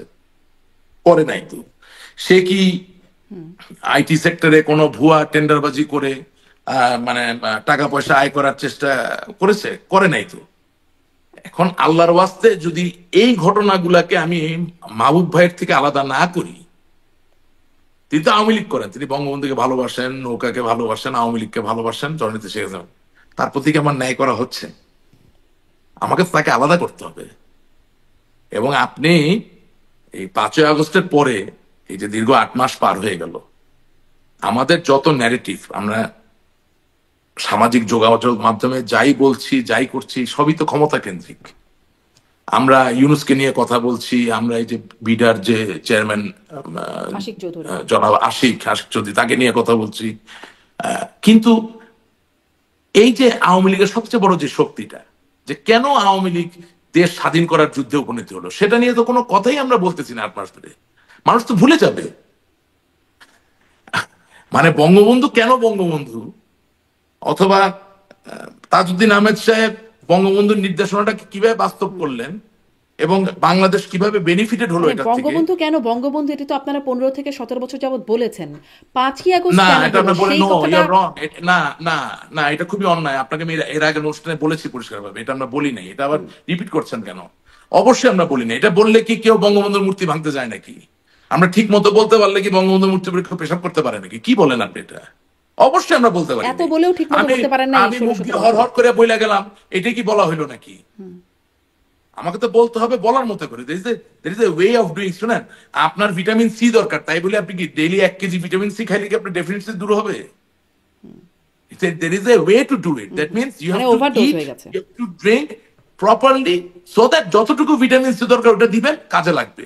এখন সারাদিন ধরে পানি খান না, সারাদিন ধরে আপনি মাংস খান না, শর্করা খান না, শুধু ভিটামিন সি ট্যাবলেট খান, তা আপনার কি ডেফিসিয়েন্সি দূর হবে? তো 15 বছর 17 বছর শুধু ট্যাবলেট, এটা কি কিছু হইলো? এটা তো আমরা বারবার বলছি। আপনি আপনার অনুষ্ঠানে আসি কেন? কারণ আমি বিশ্বাস করি ধারাবাহিকতা থাকবে। এটা আমি আপনার এর আগের অনুষ্ঠানে অনেক অনেক সময় নিয়ে পরিষ্কার করে বলছি যে মানে মানে মানে সেখানে একটা ওভারডোজ হয়ে গেছে, বুঝতে পারছি, কিন্তু কার্যকর হয় নাই সেই জায়গাটা, সেটি আপনি বলবার কথা। না না না, আমাদের শিক্ষামন্ত্রী কোনো কাজ করে নাই, সংস্কৃতি মন্ত্রী কোনো কাজ করে নাই, ধর্মমন্ত্রী কোনো কাজ করেনি। কি এটা কি অবস্থা ছিল মনে করেন? এগুলো লোকজন কি করছে? এটা বাস্তবতা। It's a fact. জি জি, সেই সময় যদি এই আলোচনাটা আসতো যে শিক্ষামন্ত্রী, সাংস্কৃতিক যে ধর্মমন্ত্রী, বিপ্লব, সেই জায়গাটা সংস্কৃতি জিরো। কাজ করছে না। শোনেন, যতগুলা সাংস্কৃতিক কর্মী, নেতা, অভিনেত্রী, অভিনেতা, গায়ক, গায়িকা যারা আমাদেরকে তেল মারতো regular, did they really do their part? You think so? They did not. সারা জীবন শুনছি অভিনেতা, অভিনেত্রী, নায়ক, নায়িকা, তাদের নাকি একটা কষ্টের জীবন থাকে। এর মানে এই না যে দারিদ্র ছন্ন জীবন, সেটা বলি না। পয়সা বানানোর অধিকার সবার আছে, কিন্তু একটা সাত্বিক জীবন নাকি থাকে। এই কি ভাই, এগুলো কি অবস্থা মনে করেন? কি ছিল? জি, মানে সবকিছুতেই সামারি করলে ওখানে আসলে তেল মারলে, আপনাদেরকে তেল মারলেই বা জায়গা মতো তেল মারলে কাজ হয়ে যেত। কোনোভাবে যদি আপনি কোনোদিন কোনো সত্য কথা বলছেন, তাইলে তো আপনি শেষ। All you have to do is say yes. শুনেন, ইংল্যান্ডে একটা খুব বড় সিটকম ছিল, নাম ছিল ইয়েস মিনিস্টার। দেখছেন কিনা জানি না। তো সারাদিন মিনিস্টাররা ইয়েস বলতো। আমলাতন্ত্রের যারা, ওই রোয়েন অ্যাটকিনসন ছিল, না কারণ, আচ্ছা, নাইজেল হথর্ন অথবা, হ্যাঁ নাইজেল হথর্ন ছিলেন সেক্রেটারির ভূমিকায়। সারাদিন ইয়েস মিনিস্টার বলতো, কিন্তু শেষ পর্যন্ত মিনিস্টারের কথার কিছু হইতো না। উইনস্টন চার্চিলের একটা কথা ছিল যে বড় পলিটিশিয়ান সেই যে হ্যাঁ বলতে বলতে না করে দিবে। মানে আপনি শুনে মনে হবে উনি হ্যাঁ বলতে, কিন্তু কাজ হয় নাই। হ্যাঁ, তো ইয়েস মিনিস্টারও তাই। আমার দেশে তো ইয়েস মিনিস্টারের চর্চা চালু হয়েছিল। Everything yes, but at the end of the day nothing is happening, everything is a no. আপনি পদ্মা সেতু হয়েছে এটাকে অস্বীকার করছে না, মেট্রো রেল হয়েছে এটাকে অস্বীকার করছে না, কিন্তু আমার মনের ভিতরে পদ্মা সেতু কোথায়? আমার হৃদয়ের ভিতরে মেট্রো রেল কই? বঙ্গবন্ধু 1 স্যাটেলাইট লঞ্চ করেছেন, আমার মনের ভিতরে বিজ্ঞান মনস্কতা কোথায়? ওই ওই স্যাটেলাইটের লঞ্চটা কোন জায়গায়? নাই তো। তার মানে কি আমি ফেল করি নাই? আপনি যে এখন জঙ্গিবাদ জঙ্গিবাদ করতেছেন, একদিনে তৈরি হয়েছে জঙ্গিবাদ? পারবেন আপনি একদিনে জঙ্গিবাদ তৈরি করতে? তার মানে আপনি হয়তো বা পুলিশ টুলিশ দিয়ে জেল জরিমানা করে ধরে টরে মোটামুটি জঙ্গিবাদকে ধামাচাপা দিয়ে রাখছেন, বাট ঠেকাইতে তো পারেন নাই। কেন পারেন নাই? এই প্রশ্ন করতে হবে না? এটার ব্যাপারে সঠিক সিদ্ধান্ত নিতে হবে না? জি জি, নিশ্চয়ই আপনাদের এই ব্যর্থতার জায়গাটা আপনি খুব খোলামেলাভাবে স্বীকার করছেন। আর ছোট ছোট করে যদি একটু বলেন, কদিন আগে সাবেক প্রধানমন্ত্রী শেখ হাসিনার একটি কবিতা আবৃত্তি ভাইরাল হলো, কিন্তু বাজারে সবজির দাম কম। এটা নিয়ে আপনার একটু মন্তব্য শুনতে চাই। আমার ভাই এটা নিয়ে কোনো মন্তব্য নাই, আমার কোনো শক্তি নেই এটা নিয়ে মন্তব্য করার। আপনার পছন্দ হয়েছে বিষয়টা নাকি অপছন্দ হয়েছে? আমি এটা নিয়ে কি বলবো? মন্তব্য করতে চান? কি বলবো এটা নিয়ে কি বলবো বলেন? বাংলাদেশ বাঁচলে তো আওয়ামী লীগ বাঁচবে? বাংলাদেশকে তো আগে বাঁচাতে হবে। আপনারা আমি যতই ঘৃণা করি, আপনি আমার যত বড় শত্রুই হন, আমি যদি দেখি বাংলাদেশের ক্ষতি হচ্ছে, আমাকে তো সব জায়গায় লাফ দিয়ে পড়তে হবে, ঝাঁপিয়ে পড়তে হবে। এখন এটা কি মানে, আমার তো বলার কিছু নাই। ওনার কবিতাটা উনি খুবই সুন্দর আবৃত্তি করছেন, এবং লুৎফর রহমান লিটনের সাথে আমার ফোনেও কথা হয়েছে। উনিও নিজেকে খুব ধন্য মনে করছেন যে ওনার কবিতাটা উনি উদ্ধৃত করে এভাবে এত সুন্দর করে পড়ছেন। কিন্তু প্রবলেম হচ্ছে কি, যে সোশ্যাল মিডিয়ার যুগ তো, আমাদের যারা প্রতিপক্ষ ওরা তো বসে থাকে না। ওরা যখন ওনার কবিতাটা বাসে, ঠিক তারপরে ওনারা ওইটা যোগ করে দিচ্ছেন, ওই যে আপনার ওই যে কি বলে, ওই যে বর্ষাকালে মুরগি ডিম কম পারে, এই জন্য ডিমের দাম বেড়ে গেছে। হ্যাঁ, অথবা ধরেন এটা কাঁঠাল দিয়ে বার্গার, এটা জুড়ে দিচ্ছে। এখন কথা হচ্ছে, আমি যখন ইংল্যান্ডে পড়তাম, হ্যাঁ, কোয়াম বার্গার বলে একটা বার্গার ছিল। নেত্রী একদম ভুল বলছেন তা না, সেটা পুরো ওই ভেজিটেবল কম্পোনেন্ট দিয়ে বার্গার তৈরি, এবং খাইতে মাংসের মতোই লাগতো। আই ট্রাইড ইট। হ্যাঁ, বাট সোশ্যাল মিডিয়ার যুগ তো, আপনি কেটে এমন ভাবে লাগাই দিচ্ছেন যে কবিতা আবৃত্তির জায়গাটা কোথায় তৈরি, মানে কি তৈরি হচ্ছে। মানে আমার প্রশ্ন হচ্ছে, হারিয়ে যাচ্ছে এই সোশ্যাল মিডিয়ার যুগের জায়গায়। আমি আরেকটা প্রশ্ন আপনাকে করি, যে সোশ্যাল মিডিয়া, আপনারা তো দেশের রাজনীতি বা মাঠের রাজনীতিতে আপনাদের শুরুতে যেটা শুরু করলাম, যে আপনাদের খুব একটা অস্তিত্ব এখন দেখা যায় না নানান পরিস্থিতির কারণে। সোশ্যাল মিডিয়ায় আপনারা যে অ্যাক্টিভিটি, আপনারা সরব, সেখানে ধরুন নেত্রী একটা কথা বললেন, একটা বক্তব্য দিলেন, বিবৃতি দিলেন, যেই রকম লাইক বা কমেন্টস পড়ছেন, সেগুলোকে আপনারা খেয়াল করেন? সেটা কি খুব মানে যৌক্তিক বলে আপনারা মনে করেন? অন্যদিকে যদি আপনারা দেখেন, নতুন যেই ছাত্র নেতারা, যারা এনসিপি নেতারা, তারা যদি একটা স্ট্যাটাস দেন, একটা পোস্ট দেন, অনেক বেশি লাইক কমেন্টস পড়ছে। সোশ্যাল মিডিয়াতেই বা আপনারা কি করছেন? শুনেন, স্ট্যাটাস পোস্ট দিয়ে আপনি পারবেন না এটা। কারণ হচ্ছে, যেমন ধরেন আমি কিছুদিন আগে একটা ঈদের শুভেচ্ছা দিলাম আমার ফেসবুকে, তো 98%, 99% পজিটিভ, 1% নেগেটিভ। তো আমি প্রত্যেকের কথাকে মূল্য দিই। তা আমি ক্লিক করলাম, যে দেখি যে ওই লোক তো আমার দল করেই না, বরঞ্চ হয়তো বা সক্রিয়ভাবে জামাত ইসলামী করে। সে তো তেরা কথা লিখবেই। তো আপনার দলের লোকজন কোথায় কমেন্টস করার জন্য? আমি সেই প্রশ্নটা করছি। তেরা কথা না লিখবে না, দলের লোকজন আবার বলি এরকম আছে, ধরেন আমার বেচারা একটা ছোট ব্যাচে নুরুন নবী, আমি তার বেচারা বলি কেন, চাপে পড়ে এগুলো করতেছে, আমি বুঝি। ধরেন সে লেখছে যে আমরা সবাই পালিয়ে আছি, ত্যাগী নেতাকর্মী, আপনি খোঁজ নিচ্ছেন না। আমি সবার খোঁজ খবর নেই, তো হয়তো বা তার, সে মনে করতে তার নেই না, ঠিক আছে, নিচ্ছেন না, তো এটা তো আমরা মেনে নিতে পারি না, অমুক তমুক। তো আমি কি করলাম, যে ঠিক আছে, নুরুন নবীর কথা মূল্যবান, আমি ঢুকলাম, আমার শ্রমিক লীগের উপজেলা শ্রমিক লীগের আহ্বায়ক, ঢুকে দেখি সেখানে একটা অনলাইন পত্রিকার সে সাংবাদিক হয়ে গেছে। এখন আপনি জিনিসটা বুঝেন, যে একটা উপজেলা শ্রমিক লীগের যে সেক্রেটারি, সে নিজেকে বাঁচানোর জন্য এখন সাংবাদিক সেজেছে। সাইদা আবার সেখানে কমেন্ট করতেছে নেগেটিভ। তো আপনাকে বিশ্লেষণটা করতে হবে। আপনি অনলাইনের কমেন্টস আর লাইক দিয়ে কিছু বুঝবেন না, সেটা এনসিপির নেতা হোক আর যেই নেতা হোক। বাট যেহেতু আমাদের গ্রাউন্ডে লোক আছে, আমরা প্রতিনিয়ত গ্রাউন্ডের খবরটা রাখি। যারা নেত্রীকে প্রতিনিয়ত বলার চেষ্টা করছেন যে এটা হয়ে যাবে, ওইটা হয়ে যাবে, তারা ইচ্ছা করে নেত্রীকে মিথ্যা বলতেছে। মানে জেনে শুনে আপনারাও কি সব আসলে নেত্রীর কথাগুলো ঠিক মতো শুনছেন না, বা শুনে পছন্দ করছেন না তার কথাগুলো? আমি খুব ভালো করে শুনছি, আমি তার সব কথা পছন্দ করতে চাই, খুব ভালো লাগাতে চাই, কিন্তু আমি বিভ্রান্ত হয়ে যাচ্ছি যে উনি যাকে পুরস্কৃত করলেন, তিনি আবার যখন উল্টা কথা বলেন, তখন তো বুঝি না এটা কি কৌশল নাকি এটা সমন্বয়হীনতা, কোনটা বুঝতে পারি না। জি, একদম শেষের দিকে একটু প্রশ্ন করি, যে আপনার কাছে কয়েকটা বিষয় একটু, আচ্ছা এটা একটু জানতে চাই, যে ডক্টর ইউনূস সরকার কেমন করছে বলে আপনার মনে হয়? না, প্রথম কথা, আইনের শাসন তো নাই, এরপরে তার কিছু বলা লাগে না। আইনের শাসন ছাড়া আর বাকি কি থাকলো? আইনের শাসন তো নাই। আমি তো আপনাকে বললাম যে প্রফেসর ইউনূস, ওনার যদি সদ ইচ্ছা থাকে, আমার নামে কেউ অভিযোগ করলে সেই অভিযোগের মুখোমুখি হওয়ার জন্য আমি এবং আওয়ামী লীগের লক্ষ কোটি মানুষ প্রস্তুত। কিন্তু আপনি এমন একটা পরিবেশ দেন যেখানে একেবারে শৃঙ্খলার মধ্য দিয়ে আইনসম্মত ভাবে আমরা ওই অভিযোগের মুখোমুখি হয়ে, হয় আমরা অভিযুক্ত হব, সাজা ভোগ করবো, আর না হলে আমরা পরিত্রাণ পাবো। আমরা সে অভিযোগ থেকে পরিত্রাণ পাবো, সে সুযোগ করে দেন। ভেরি সিম্পল, কথা সহজ। এর বাইরে কোনো কথা নাই। জি স্পষ্ট। এখন সবজির দাম কম, হ্যাঁ। সবজির দাম বেশি, বিদ্যুৎ আছে বিদ্যুৎ নাই, তেল আছে তেল নাই, বিনিয়োগ আছে বিনিয়োগ নাই। No, that's not the point. Point is very simple, justice prevail করে কিনা। হ্যাঁ, এখন আপনি কাউন্টার বলতে পারেন যে আপনার সময় জাস্টিস ছিল না, যে আমি দিচ্ছি না। নো, আই এম সরি, আমি তো জাস্টিস নষ্ট করি নাই। আমার অধিকার আমি ছাড়বো কেন? আমি তো আপনার প্রতি কোনো অন্যায় করি নাই, আমি আমার অধিকার চাই। Very simple.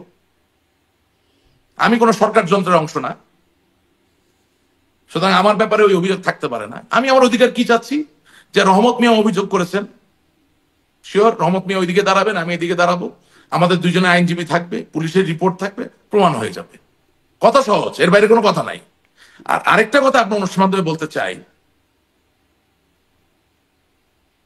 বঙ্গবন্ধু শেখ মুজিবুর রহমান তো বাংলাদেশটা স্বাধীন করছিলেন যখন তার বয়স 50-51 বছর বয়স, তাই না? তরুণরাই তো সবকিছু করে। আমি একটা দলকে সমর্থন করি, এই দলকে সমর্থন করতে গিয়ে আপনি আবার নতুন প্রজন্মের ছেলে মেয়েদেরকে এমন ভাবে গালিগালাজ করেন না যে তারা আপনার চিরশত্রু হয়ে যায়। এত বড় বোকামি করা ঠিক হচ্ছে না। আপনি আশিক চৌধুরী বিনিয়োগ বোর্ডের চেয়ারম্যান হওয়ার আগে সে কি বলে, কত হাজার ফুট উপর থেকে, হ্যাঁ 40,000 ফুট উপর থেকে লাভ দিল, তখন আপনি জয় বাংলা বলছেন, জয় বঙ্গবন্ধু বলছেন, বাঙালি বাঘ, হ্যাঁ তুমি বাঙালির বাঘ, তুমি আমাদের বাঘ, এগিয়ে যাও বলছেন। এখন আজকে তো সে এসে ভারতের জন্য কাজ করে নাই, সে বাংলাদেশের জন্য কাজ করছে। আপনি ডক্টর মোহাম্মদ ইউনূসকে সমর্থন না করতে পারেন, তার জন্য নতুন প্রজন্মের একজন শিক্ষিত মানুষ যদি গালিগালাজ করেন, তাহলে চিরতরে এই জেনজি এবং মিলেনিয়াল আপনাকে তাদের খাতার থেকে নাম কেটে দিবে। এইসব বোকামি করা যাবে না। জি জি, রাশিক রহমান, শেষ প্রশ্ন না, ঠিক মন্তব্য আপনার কাছ থেকে একটু জানতে চাই যে আপনি সরকার কেমন করছে জানতে চাইছিলাম, তারপরে যদি আপনি নতুন করে আরও কোনো লাইন, আমি 1 লাইন বা 2 লাইন করে শুনতে চাই। আওয়ামী লীগ সম্পর্কে আপনি অনেক কিছু বললেন, তারপরেও আপনার যদি কোনো আহ্বান, সমর্থন জানানো বা সমালোচনা কিছু থেকে থাকে, আওয়ামী লীগের সম্পর্কে 1 বা 2টা লাইন, বিএনপি সম্পর্কে 1 বা 2টা লাইন, জামাত সম্পর্কে এবং নতুন আলোচিত এনসিপি সম্পর্কে বলবেন। না, আওয়ামী লীগের ব্যাপারে একটাই, যে জেনজি এবং মিলেনিয়ালকে আকৃষ্ট করতে পারে এমন সব মানুষদেরকে যদি দায়িত্ব দেওয়া যায়, নেতৃত্বের জায়গায় নিয়ে আসা যায়, এবং নেত্রী যদি অভিভাবকের জায়গায় আছেন থাকেন, আমার তো মনে হয় পরিবেশ পরিস্থিতি পরিবর্তিত হতে বাধ্য। এটা আপনি কি দায়িত্ব নিতে আগ্রহী? কেন না, অবশ্যই। আচ্ছা, স্পষ্ট। Why not? Definitely. আমার মতো আরো অনেকে দায়িত্ব নিতে, এবং সবাইকে নিয়েই তো কাজ করতে হবে। অ্যাবসলিউটলি। আপনি even if you can't find a person who can speak properly, if that is not even there in the party, then how do you move forward? How do you tell people these are the problems, this is what we need? আপনি বিদেশে যাবেন, বিদেশি politician একটা ঠিকমতো বলতে পারতেছেন আপনার সমস্যা কি? How funny! জি, আপনার আওয়ামী লীগের ব্যাপারে আপনার আহ্বান স্পষ্ট। ছাত্রলীগের ছেলেরা পরীক্ষা দিতে পারছে না, তার দোষ কি ছাত্রলীগ করছে? আপনি কোন জায়গায় কমিউনিকেট করতে পারছেন ঠিক মতো? যে একটা দেশে শুনেন, মার্কিন যুক্তরাষ্ট্র, যুক্তরাজ্য, ইউ, ভারত, এমন কোন দেশ নেই যারা বলে না আমরা গণতন্ত্রকে শক্তিশালী দেখতে চাই। এখন একটা সিম্পল সামেশন আপনাকে বলি, একটা জনগোষ্ঠীর ভিতরে 1 মিলিয়ন মানে 10 লক্ষ ছাত্রছাত্রী যদি পরীক্ষা না দিতে পারে, তারা যদি চিরকালের জন্য লেখাপড়ার সিস্টেম থেকে একটা দল করার জন্য বাদ পড়ে যায়, ওই দেশে আপনি গণতন্ত্র আনবেন কেমনে? এই ডিসকোর্স, এই কথাটা তোলার মতো কোন লোক আছে নাকি আপনার দলে? সব আলতু ফালতু জিনিস নিয়ে কথা বলতেছে, আসল জায়গায় নাই। আপনার বাচ্চাগুলা পরীক্ষা দিতে পারছে না, সেটা আপনি প্রাতিষ্ঠানিক ভাবে তুলে ধরতে পারেন না। জি, আপনার নিজের দলের সম্পর্কে বলা শেষ, বিএনপি সম্পর্কে বলুন একটু, জামাত সম্পর্কে, এনসিপি সম্পর্কে। না, বিএনপি তো কোনো আন্দোলন করতে পারবে না। বিএনপি কোনো আন্দোলন করতে পারবে না, কারণ বিএনপির সবাই তো আর মন্ত্রী এমপি হবে না। যারা মন্ত্রী হবে না, এমপি হবে না, তারা এখন বিভিন্ন টোলের চাঁদা তোলা, বিভিন্ন ব্যবসায়ীদের চাঁদা তোলা নিয়ে ব্যস্ত। সুতরাং লন্ডন থেকে বা যে কোনো জায়গা থেকে যদি কোনো বার্তাও আসে আন্দোলন করার, তারা চিন্তা করবে ভাই আমি তো এমপি হবো না, মন্ত্রী হবো না, 15 বছর টাকা পয়সা ইনকাম করতে পারি নাই, কি দরকার ভাই আমার সব আন্দোলন করার? আমি একটু কিছু টাকা পয়সা আগে ইনকাম করে নেই, মামলা মোকদ্দমায় খরচ হয়েছে, আইনজীবীর পিছনে খরচ হয়েছে, জমি জমা বিক্রি করেছি। সুতরাং দিস ইজ দ্য রিয়ালিটি। যারা মনে করতেছে যে বিএনপি খুব বড় আন্দোলন করে ফেলবে, they cannot do it. It's because everybody is not going to be an MP, member of parliament. Everybody is not going to be a minister. And when a political party is not driven by ideology, uniform ideology, then it becomes very difficult to organize a movement. Same problem is with Awami League. Awami League তো আদর্শ থেকে অনেক দূরে চলে গেছে, পুরাটাই তো লেনদেন, ব্যবসা বাণিজ্য, উন্নয়ন, টেন্ডার, এটার মধ্যে ঢুকে গেছিলাম। জামাত প্রসঙ্গে জামাত